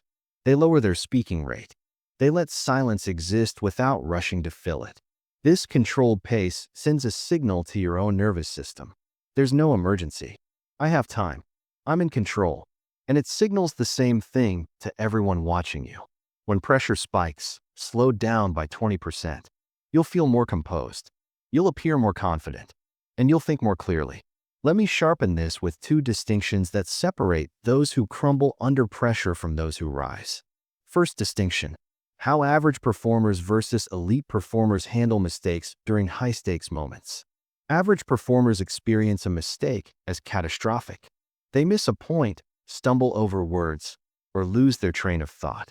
And immediately, their internal dialogue turns destructive. I'm failing. Everyone noticed. This is a disaster. This catastrophic interpretation triggers a cascade. More stress hormones, more cognitive impairment, more mistakes. The initial error compounds into a downward spiral. Elite performers experience mistakes as navigation data. They stumble over a word and think. Noted. Recalibrate. Continue. They miss a point and think. I'll circle back to that. Keep moving. This is what psychologists call cognitive flexibility. The ability to adapt without collapsing. To treat errors as information rather than verdicts. Here's a powerful reframe to practice. When something goes wrong during a high-stakes moment, say to yourself, "Good data. What's next?" This simple phrase interrupts catastrophizing and keeps you in problem-solving mode. Second distinction: how average performers versus elite performers use recovery time. Average performers finish a high-stakes moment and immediately begin ruminating. They replay every mistake. They imagine what others thought. They criticize themselves mercilessly. This post-event rumination extends the stress response for hours or days. Elite performers have a deliberate recovery protocol. They take 5 to 10 minutes immediately afterward to decompress physically. A walk, deep breathing, shaking out tension. Then they do a structured debrief. 3 questions only. What worked well? What would I do differently? What's one specific thing to practice for next time? This debrief extracts learning without indulging self-criticism. It turns every high-stakes experience into training data for the next one. Then they close the loop. They make a conscious decision to stop processing. They say to themselves, "I've learned what I can from this. Now I release it." Without this closure, the mind keeps processing indefinitely. The event keeps replaying. The stress keeps accumulating. Deliberate closure is essential for emotional control that sustains across time. Let me share a story that brings all of this together. It comes from one of the highest pressure environments in the business world. Jamie Dimon is the CEO of JP Chase, the largest bank in the United States. He's navigated financial crises, congressional hearings, and market collapses. His ability to maintain composure under extreme pressure is legendary on Wall Street. In an interview with Harvard Business Review, Dimon revealed his approach to high-stakes moments. Quote, "I prepare obsessively. I know my material cold, but that's not what keeps me calm. What keeps me calm is my routine. The same breakfast, the same review process, the same breathing exercises before I walk into any high-stakes room. I've done it so many times that my body knows what comes next. When the pressure hits, I don't have to think. The routine carries me." He continued with something even more revealing. Quote, "The other thing I've learned is that the moment you make a mistake is not the moment to evaluate it. Keep moving. Stay in execution mode. There's time for analysis later." In the crucible, you only have bandwidth for one thing: the next right action. This is emotional control under pressure in its highest form. Systematic preparation, ritualized protocols, real-time intervention, and deliberate recovery. Not talent, not willpower. System. So let's anchor what you've learned. Pressure is fuel, not enemy. The goal isn't to eliminate arousal, but to organize it. The pre-performance protocol prepares you through strategic review, visualization, physiological priming, and intention setting. The real-time control protocol gives you 3 rapid interventions: the micro reset, the attention redirect, and the pace control. When mistakes happen, treat them as navigation data, not catastrophe. And after the event, use structured recovery to extract learning and release rumination. Your anxiety isn't broken confidence. It's unrefined charisma. And the crucible of pressure is where that refinement happens, where raw energy gets forged into commanding presence. But there's still a dimension we haven't fully explored. You've learned to master yourself. Now it's time to master your perception of others. In the next chapter, you're going to go deep into the art of reading people in real time, beyond the basics we covered earlier, into micro-expressions, body language clusters, the subtle signals that reveal what people are really thinking and feeling, regardless of what they say. This skill transforms negotiations, elevates leadership, deepens every relationship you have, and it's built on the same emotional sensitivity that used to fuel your anxiety. How do elite performers read the room with precision? What specific signals should you watch for? That's exactly where we're headed next. Writing Chapter 7 now. Continuing audio-optimized format for natural spoken delivery. Chapter 7. Reading people in micro-expressions, the social X-ray. Every face you've ever seen has been lying to you. Until now. There's a hidden layer of communication happening in every conversation. A layer most people never see. It flashes across faces in fractions of a second. It leaks through body language that words try to contradict. It reveals truth that lips would never speak. The world's best negotiators see it. Elite leaders read it effortlessly. Intelligence agencies have spent millions learning to decode it. And today, you're going to develop this same ability. Not as a party trick, not as a manipulation tool, but as the foundation of genuine human connection and authentic influence. Welcome to the world of micro-expressions, where truth hides in plain sight for those who know where to look. Let me introduce you to the scientist who cracked the code of human deception. Dr. Paul Ekman spent over 50 years at the University of California, San Francisco, studying facial expressions. His research took him to remote tribes in Papua New Guinea, to psychiatric hospitals, to law enforcement agencies, and eventually to the highest levels of national security. What Ekman discovered changed everything we know about reading people. He found that all humans, regardless of culture, display the same basic emotions through identical facial expressions. A person in Tokyo shows fear the same way as a person in Sao Paulo. Anger looks the same in Moscow as it does in New York. These expressions are hardwired, biological, universal. But here's where it gets fascinating. Ekman identified something he called micro-expressions.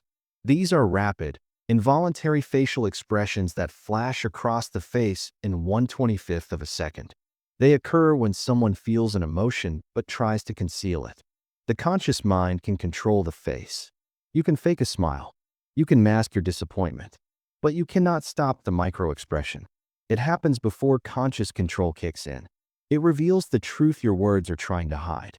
Ekman's research showed that most people miss these signals entirely.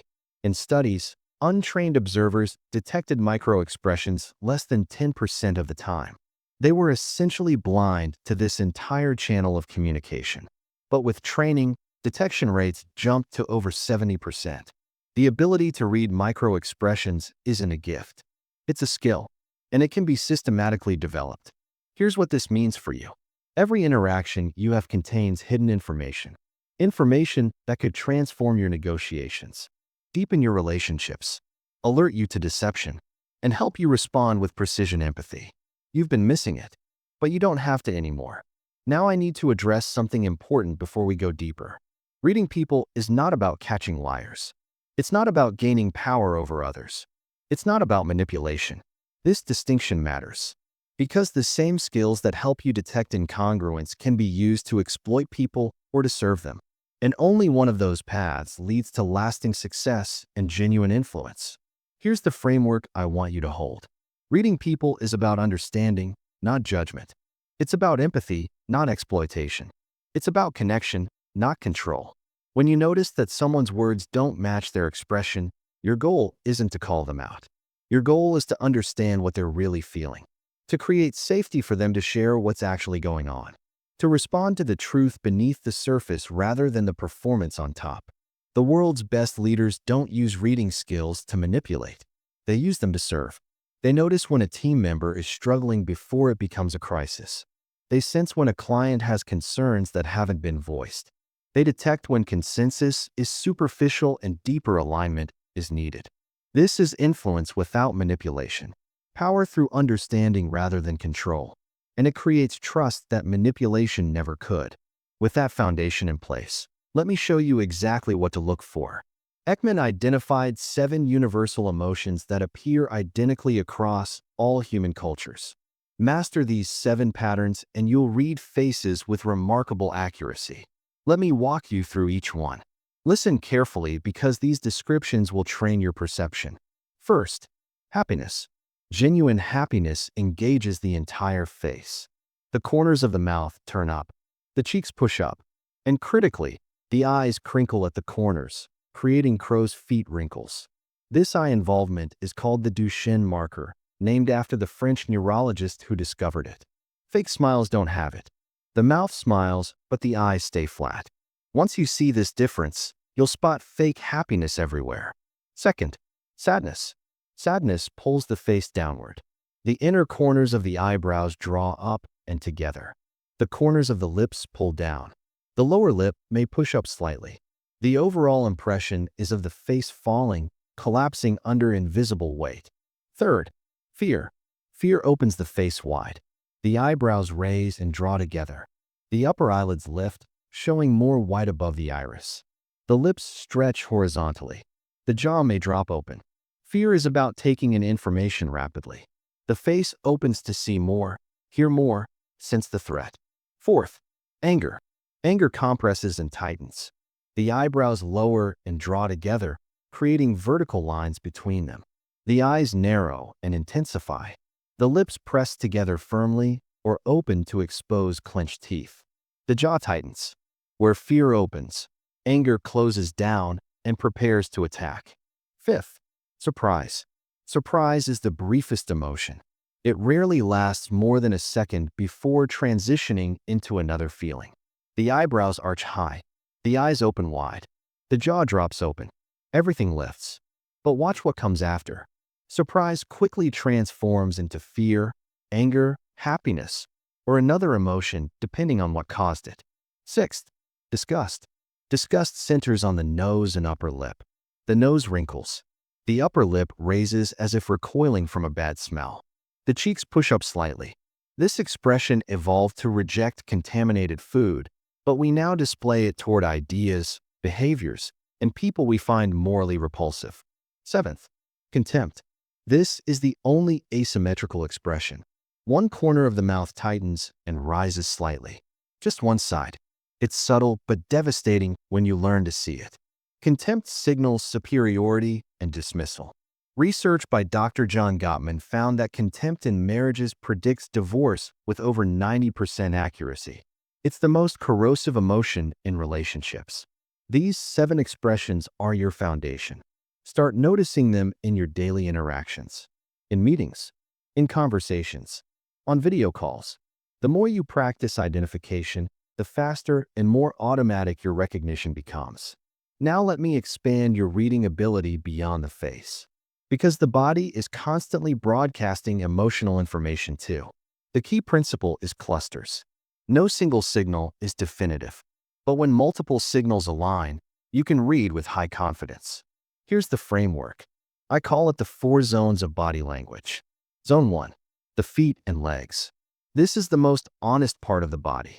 People forget to control their feet because they're so far from conscious attention. Watch for orientation. Feet point toward what we want and away from what we want to escape. If someone's torso faces you but their feet angle toward the door, they want to leave. If their feet point directly at you, they're engaged. Watch for movement. Bouncing feet signal impatience or anxiety. Feet wrapped around chair legs signal insecurity. Planted, still feet signal comfort and confidence. Zone 2. The torso. The torso protects our vital organs. When we feel safe, we open it. When we feel threatened, we protect it. Watch for barriers.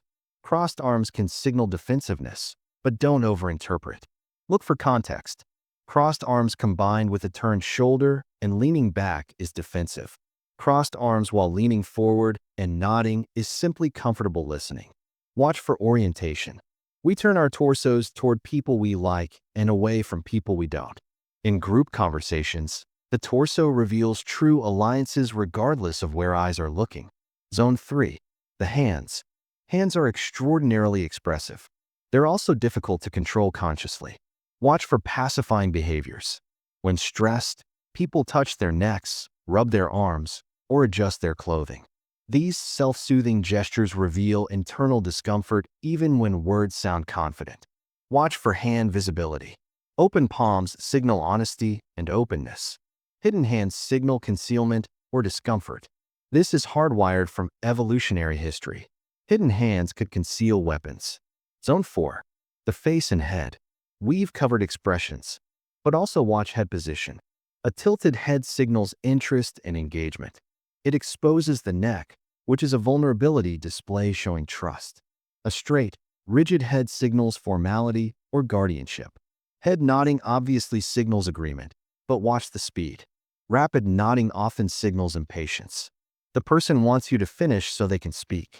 The power comes from reading all 4 zones together. When feet, torso, hands, and face all align, you can trust the message. When they conflict, the body is usually more honest than the words. Let me crystallize this with 2 distinctions that separate amateur observers from master readers of human psychology. First distinction: how average readers versus elite readers handle incongruence. Average readers notice incongruence and immediately assume deception. They see someone say, "I'm fine," while displaying sadness, and they think, "They're lying to me."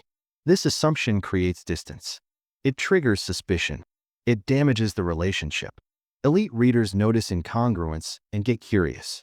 They see the same mismatch and think, "There's something beneath the surface."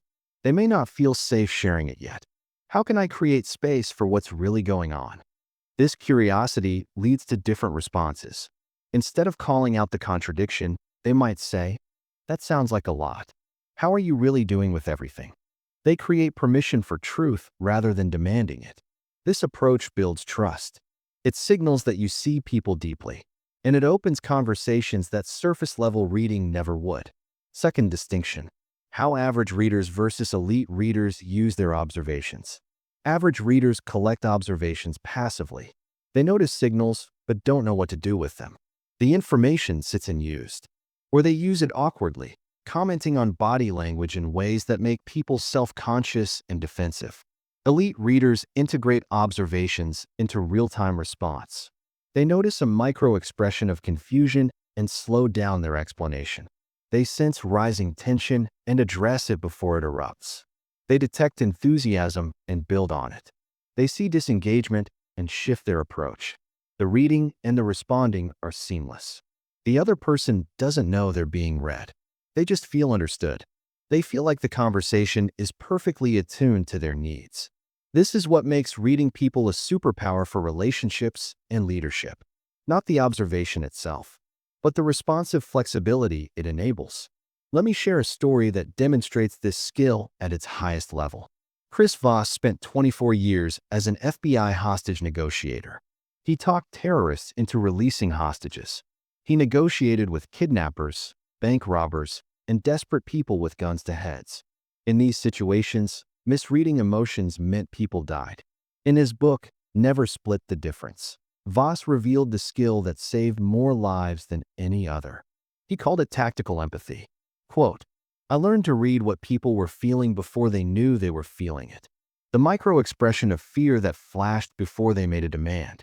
the slight softening around the eyes when I acknowledged their situation, the tension in the voice that told me they were close to breaking. These signals guided every word I spoke. He continued with something essential. Quote, "But here's what most people miss. Reading people isn't about you. It's about them. Every observation I made was in service of connection, of making them feel heard, of finding the solution that worked for everyone. The moment you use reading skills to manipulate, you lose your ability to read accurately, because manipulation closes people off, and closed people show you nothing real. This is the ultimate insight. Your ability to read people depends on your intention toward them. Approach with genuine empathy, and faces open. Approach with manipulation, and they shut down. Your emotional sensitivity, your heightened awareness. These aren't just tools for reading others. They're invitations for others to reveal themselves. Because people open up to those they sense truly want to understand them. So let's anchor what you've learned. Every face displays the 7 universal expressions. These can be recognized and read with training. Micro-expressions reveal truth in fractions of a second. Body language broadcasts emotional information through 4 zones: feet, torso, hands, and face. The key is clusters and congruence. When signals align, trust the message. When they conflict, the body usually tells the truth. And always read in service of connection, not control. Your anxiety isn't broken confidence. It's unrefined charisma. And your sensitivity to others is precisely what makes you capable of reading them with depth that most people will never achieve. But reading and regulating aren't enough. There's one more dimension that transforms everything: the ability to influence, to move people toward outcomes that serve everyone, to lead without coercion, to persuade without manipulation. In the next chapter, you'll learn the principles of ethical influence, how to shape conversations, guide decisions, and create change while maintaining complete integrity. How to become someone people want to follow, not because you manipulated them, but because you genuinely serve their interests. This is influence without manipulation, the rarest and most powerful form of social mastery. And it's exactly where we're headed. Chapter 8. Influence without manipulation, ethical magnetism. The most powerful form of influence doesn't feel like influence at all. There are 2 paths to getting what you want from people. The first is manipulation. Tricks, tactics, psychological leverage that benefits you at their expense. It works in the short term, and it destroys everything in the long term. Trust erodes. Relationships collapse. Reputation crumbles. The second path is genuine influence.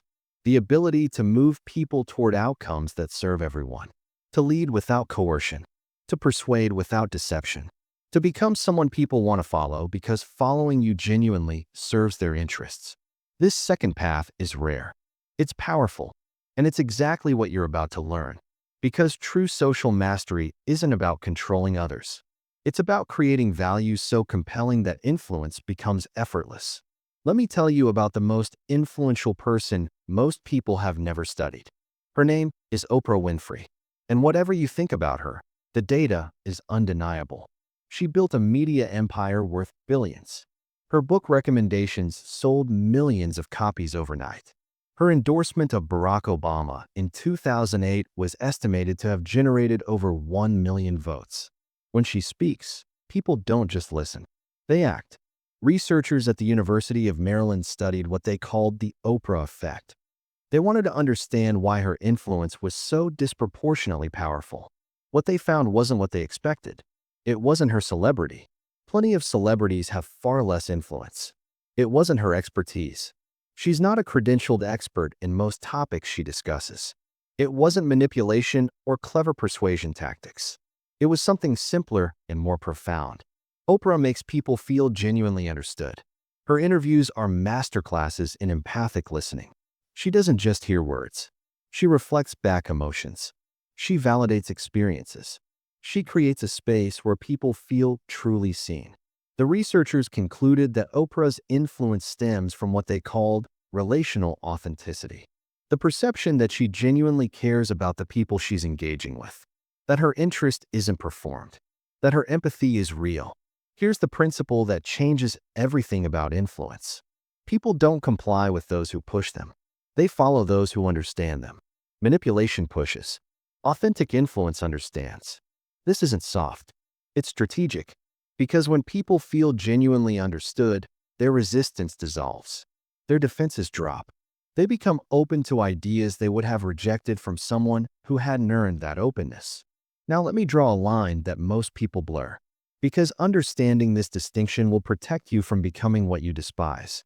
Manipulation and influence are not the same thing. They're opposites disguised by surface similarity. Manipulation is getting people to do what serves you while they believe it serves them. It's hidden agendas. Emotional exploitation. Leveraging vulnerabilities for personal gain. Manipulation treats people as means to ends. Influence is helping people see options they hadn't considered and choose freely among them. It's transparent intention, mutual benefit, creating genuine value that earns willing agreement. Influence treats people as ends in themselves. Here's a practical test to know what you're doing. Ask yourself 2 questions. First, if this person knew exactly what I was thinking and why, would they still be willing to engage? If you have to hide your true intentions, you're manipulating. Second, does this outcome genuinely serve their interests as well as mine? If you're the only one who benefits, you're manipulating. Influence without manipulation passes both tests. Your intentions could be fully transparent and the other person would still engage. Because you're genuinely creating value for them. This isn't just ethics. It's effectiveness. Manipulation has a half-life. People eventually realize they've been used. And when they do, you lose not just that relationship, but your reputation. In a connected world, reputation spreads fast. Authentic influence compounds. Every positive interaction builds trust. Every kept promise strengthens credibility. Over time, your influence grows not because you got better at tactics, but because you earned a track record of genuine value creation. Let me give you the practical framework. I call it value-first influence. It has 4 principles. Principle 1. Lead with understanding. Before you try to influence anyone, understand their world completely. What are their goals? Their fears? Their constraints? What does success look like from their perspective? Most people skip this step. They're so focused on what they want that they never really understand what the other person wants.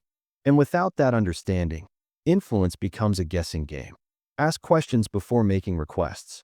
Listen before speaking. Demonstrate that you see their reality before asking them to see yours. This single shift transforms your influence immediately. Principle 2. Align interests explicitly. Once you understand their world, find where your interests genuinely align. Then make that alignment explicit. Don't assume they see the connection. Spell it out. Say, here's what I'm trying to achieve. Here's what I understand you're trying to achieve. And here's how this proposal serves both of us. This transparency is powerful precisely because it's rare. People are so accustomed to hidden agendas that explicit alignment creates immediate trust. They think, this person is being straight with me. If you can't find genuine alignment, acknowledge it honestly. Say, I recognize this serves my interests more than yours. Here's what I can offer in exchange. This honesty paradoxically increases your influence because it demonstrates integrity. Principle 3. Give before you ask. The principle of reciprocity is one of the most powerful forces in human psychology. But it only works authentically when the giving is genuine, not strategic bait. Provide value before requesting anything. Share useful information. Make helpful introductions. Solve problems without expecting immediate return. Build a track record of contribution. When you eventually make a request, it lands differently. Not because you've manipulated them into obligation, but because you've demonstrated that you're someone who creates value. They want to help you because helping you feels fair. Principle 4. Make it easy to say yes. Even when interests align and value is clear, people resist requests that feel complicated or risky. Remove friction. Break big requests into smaller steps. Offer trial periods. Reduce perceived risk. Make saying yes feel easy and natural. This isn't manipulation. It's respect for the other person's decision-making process. You're not tricking them into agreement. You're making genuine value easy to access. Now let me go deeper into the relational foundation that makes influence possible. Because tactics without relationship are hollow, and relationship without tactics is unfocused.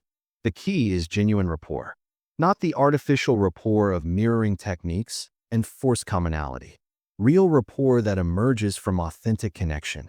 Here's the framework for building genuine rapport quickly. Element 1. Presence. The foundation of rapport is full attention, not distracted listening while thinking about your response, not checking your phone while they're talking. Complete presence. Research from MIT's Human Dynamics Lab found that the quality of attention in conversations predicts outcomes more accurately than the content of what's said.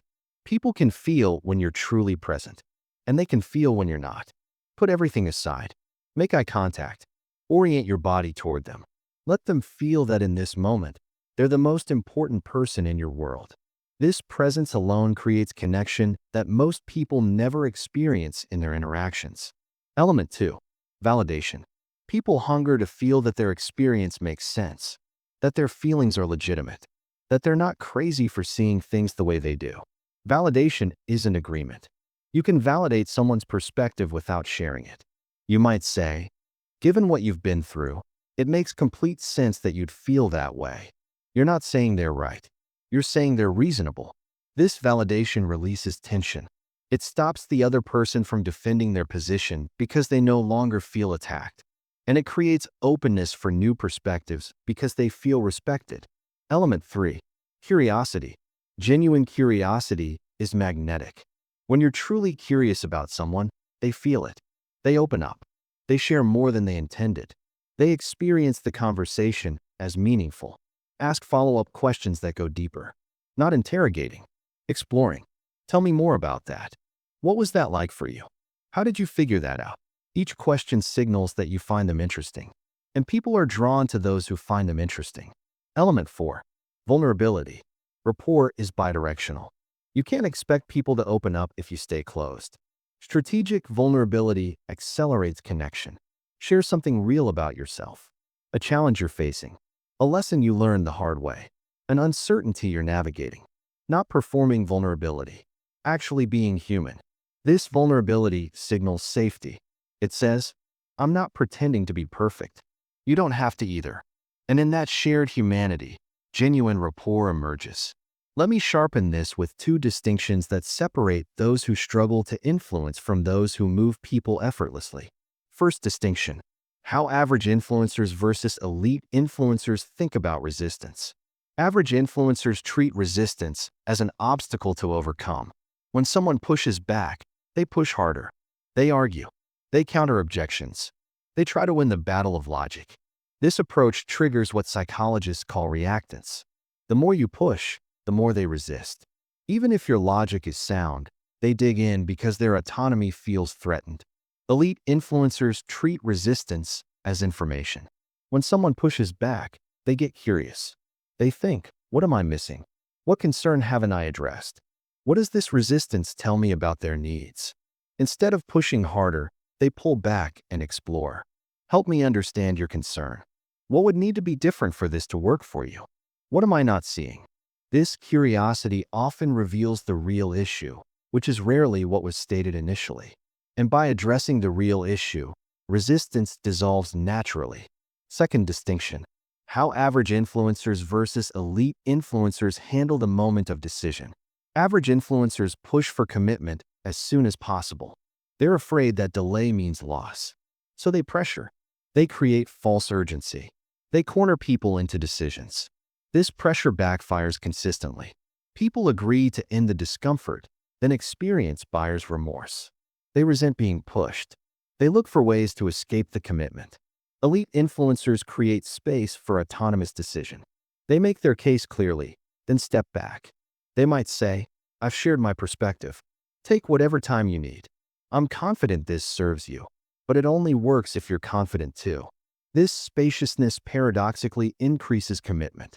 People who choose without pressure own their decision fully. They don't look for escape routes because they don't feel trapped.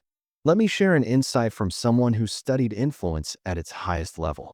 Robert Cialdini is a professor at Arizona State University and the world's foremost academic authority on persuasion. His book, Influence, has sold over 5 million copies and shaped how we understand human decision-making. After decades of research, Cialdini was asked what separated ethical influence from manipulation. His answer was profound. Quote, "The difference isn't in the techniques. The same principles of reciprocity, commitment, social proof, and liking can be used ethically or unethically. The difference is in what you're drawing attention to." He continued, quote, "Manipulation draws attention to things that aren't true or aren't relevant. It creates false urgency, fabricates social proof, or exploits emotions that don't serve the person's genuine interests. Ethical influence draws attention to things that are true and relevant, but might have been overlooked. It highlights genuine benefits, real urgency, accurate social proof. It serves the person's actual interests by helping them see clearly. This is the key insight. Influence without manipulation isn't about avoiding persuasion techniques. It's about using them to illuminate truth rather than obscure it, to help people see what genuinely serves them rather than to trick them into serving you. Your emotional intelligence gives you power. You can read people accurately. You can understand their needs deeply. You can craft messages that resonate perfectly. This power comes with responsibility.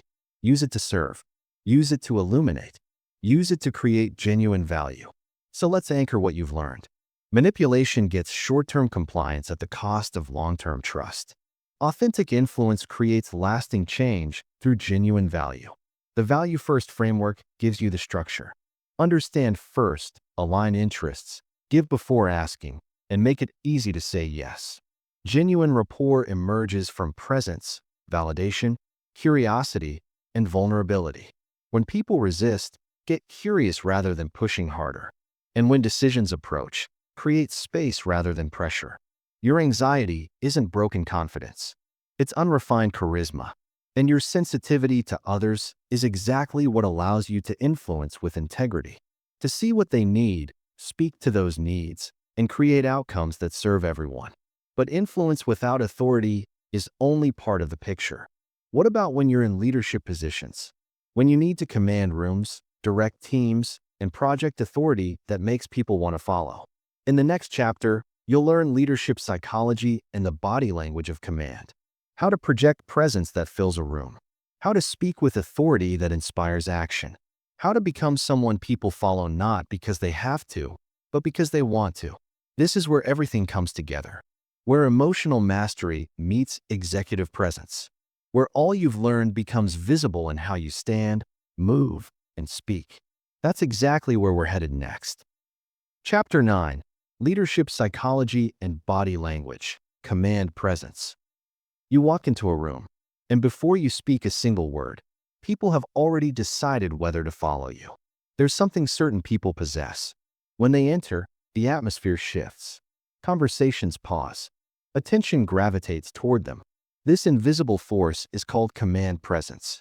Most people believe you either have it or you don't. This belief is wrong. Command presence is a skill built from specific elements of psychology, body language, and vocal control. Elements that can be learned and mastered. In 2010, social psychologist Amy Cuddy conducted a study at Harvard Business School. She investigated a simple question: can your body change your mind? One group held expansive, high-power poses for 2 minutes, standing tall, arms spread wide. The other group held contractive, low-power poses, hunched shoulders, crossed arms. The results were striking. The expansive posture group performed dramatically better in stressful interviews. But here's what made headlines. After just 2 minutes, testosterone increased by 20%. Cortisol decreased by 25%. They didn't just look more powerful. They became more powerful at a hormonal level. Cuddy called this postural feedback. Your body doesn't just reflect your psychological state. It shapes it. This means command presence is trainable. Now let me challenge a misconception. Command presence is not about dominance. It's not about being the loudest voice or intimidating others. True command presence is about centered confidence, being so grounded that others feel safe in your orbit, projecting calm authority that invites trust rather than demanding submission. Research from the Center for Creative Leadership found that executives rated highest in presence shared grounded confidence. They didn't need to prove their power. They simply inhabited it. Let me give you the specific body language elements that create command presence. Element 1. Vertical expansion. Leaders stand at full height. Spine straight. Head level. Shoulders back and down. A 5'4" person at complete vertical extension projects more presence than a 6'2" person who slouches. Element 2. Horizontal claim. Leaders claim horizontal space. Feet shoulder width apart. Arms resting naturally at sides or using open gestures. When sitting, use the armrests. Let elbows extend outward. Element 3. Stillness. Leaders minimize unnecessary movement. They gesture with intention, then return to stillness. They hold eye contact without darting. This stillness communicates self-possession. Element 4. Deliberate movement. When leaders move, they move with purpose. Not rushed, not hesitant. Walk at a pace that suggests you know where you're going, but you're not fleeing. Now let me address vocal presence.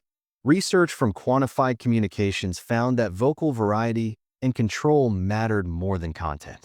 Element 1. Pitch anchoring. Leaders speak from a lower, anchored place in their range. Before important conversations, hum at a low pitch for 30 seconds. Element 2. Pace control. Leaders speak at a measured pace, slightly slower than conversational normal. If you catch yourself speeding up, pause, breathe, then continue. Element 3. Strategic pausing. Pauses create emphasis and signal confidence. Practice replacing filler words with silence. Element 4. Downward inflection. Leaders end declarative sentences with falling pitch, signaling certainty. Here are two distinctions that separate average from elite leaders. First distinction. Average leaders minimize themselves in high-status environments. They sit at the edge. They shrink. Elite leaders claim space appropriately regardless of environment. They sit at the table, not against the wall. This isn't arrogance. It's status claiming. Second distinction. Average leaders scatter their attention across the room. Elite leaders use spotlight attention. They direct full presence to one person at a time.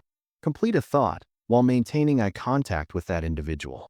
Then move to another person. Steve Jobs was legendary for command presence. His biographer Walter Isaacson documented that Jobs rehearsed obsessively. Not just words, movements. Where he would stand, how long he would pause after key reveals. Quote from Isaacson: Jobs understood that presence is performance, not fake performance, intentional performance. He knew every gesture either added to or subtracted from his message. Jobs practiced his pauses. He would reveal a breakthrough product, then stand in complete stillness for 5, sometimes 10 seconds. Those pauses communicated absolute confidence. So let's anchor what you've learned. Command presence is built from specific elements: vertical expansion, horizontal claim, stillness, deliberate movement, pitch anchoring, pace control, strategic pausing, downward inflection. Your anxiety isn't broken confidence. It's unrefined charisma. And now you know how to let that refined charisma show in every room you enter. In the final chapter, we complete the transformation. Chapter 10. The Transformation. Your new identity. The person who started this audiobook no longer exists. Think back to Chapter 1. Remember that person? The one hiding anxiety in meetings, fighting their own nervous system, believing that charisma was for others, not for them. That person has already begun to dissolve. With every chapter, every insight, every framework you absorbed, a transformation has been taking place. Right now, inside you. The question is no longer whether you can change. You've already changed. The question is how you lock in this transformation permanently, how you make it your new identity. Let me show you what you've actually built. You now understand what 97% of people never learn: that anxiety and charisma share identical neurological circuitry, that the same brain activation that creates your fear also creates magnetic presence. You've learned the neuroscience, the amygdala, the prefrontal cortex, the neurochemical triad of dopamine, serotonin, and oxytocin. You understand why you feel what you feel, and that understanding is power. You've developed self-awareness that most people never achieve. You can map your triggers. You can observe your patterns. You can see yourself clearly without the distortion of self-deception. You know the difference between self-focus and self-awareness. You've built self-regulation capacity, the 90-second rule, the physiological sigh, box breathing, the vagal break. You have tools that work in seconds to shift your state from chaos to calm. You understand that regulation isn't suppression. It's creating space between stimulus and response. You've learned to perform under pressure. The pre-performance protocol with its 4 phases. The real-time control interventions. The recovery process that extracts learning without indulging rumination. You can enter high-stakes situations prepared and exit them stronger. You can read people now. The 7 universal expressions. The 4 zones of body language. Clusters and congruence. You see what others miss. You understand that reading serves connection, not control. You understand ethical influence. Value-first principles. Genuine rapport built on presence, validation, curiosity, and vulnerability. The difference between manipulation and authentic persuasion. And you've learned command presence. The body language of authority. Vertical expansion. Horizontal claim. Stillness. Deliberate movement. The vocal elements of leadership. Pitch anchoring. Pace control. Strategic pausing. Downward inflection. This isn't information anymore. It's capability. It's who you're becoming. Now let me give you the system that makes this transformation permanent. I call it the 30-day integration protocol. Week 1. Foundation practice. Every morning, spend 2 minutes in expansive posture while doing box breathing. Every evening, journal 3 emotional triggers you noticed that day. Don't judge them. Just observe. Practice the observer position whenever you feel activation rising. Week 2. Regulation mastery. Use the physiological sigh at least 5 times daily in low-stakes moments. 2 inhales, 1 long exhale. Practice the micro-reset before every meeting, every call, every conversation. Build the neural pathways when pressure is low so they're available when pressure peaks. Week 3. Reading and influence. In every interaction, consciously observe 1 facial expression and 1 body language signal. Notice congruence or incongruence. Practice the value-first framework in 1 conversation per day. Lead with understanding. Align interests explicitly. Ask 1 genuine curiosity question in every significant interaction. Week 4. Presence integration. Record yourself speaking for 2 minutes daily. Watch for filler words, uptalk, and rushed pace. Practice deliberate movement and stillness in meetings. Use spotlight attention in every group interaction. 1 person, 1 thought, then move. This protocol works because it builds skills progressively. Each week adds complexity while reinforcing previous learning. After 30 days, these behaviors become automatic. They become you. Here's the deepest truth about transformation. Lasting change isn't about behavior modification. It's about identity shift. As long as you see yourself as an anxious person trying to be confident, you'll struggle. The anxious identity keeps pulling you back. Every technique becomes effortful because it contradicts who you believe you are. But when your identity shifts, everything changes. When you see yourself as someone who transforms anxiety into presence, the techniques become natural expressions of who you are. There's no internal conflict, no willpower required. Research from Stanford psychologist Carol Dweck confirms this. Identity-based change is 3 times more sustainable than behavior-based change. You don't just do differently, you become different. So here's your new identity statement. Repeat it now. Repeat it daily. I am someone who transforms emotional energy into authentic presence. My sensitivity is my superpower. My awareness is my advantage. I don't hide from intensity. I channel it. This is who you are now, not who you're trying to become, who you already are. Let me leave you with a vision of your future. 1 year from now, you walk into a room. Maybe it's a boardroom. Maybe it's a networking event. Maybe it's a difficult conversation you once would have dreaded. Your heart rate increases. You feel the familiar surge of activation. But now, you smile internally, because you know what this feeling means. Your body is giving you everything you need for peak performance. You take a breath. You expand your posture. You direct your attention outward. And something remarkable happens. They lean in. They listen. They trust. Not because you perform confidence, because you genuinely possess it. The anxiety is still there. It will always be there. But it's no longer your enemy. It's your fuel. And you've learned to refine it into presence that commands respect and creates connection. Remember the mantra that has guided this entire journey. Your anxiety isn't broken confidence. It's unrefined charisma. You now have everything you need. The knowledge, the frameworks, the protocols, the practice system. Start today, not tomorrow. Today. Take one technique and use it in your next interaction. Then another. Stack small victories. Build momentum. Let the new identity solidify through action.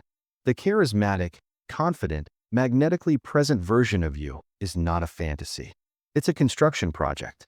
And you now have all the blueprints. Build it. Your transformation begins now.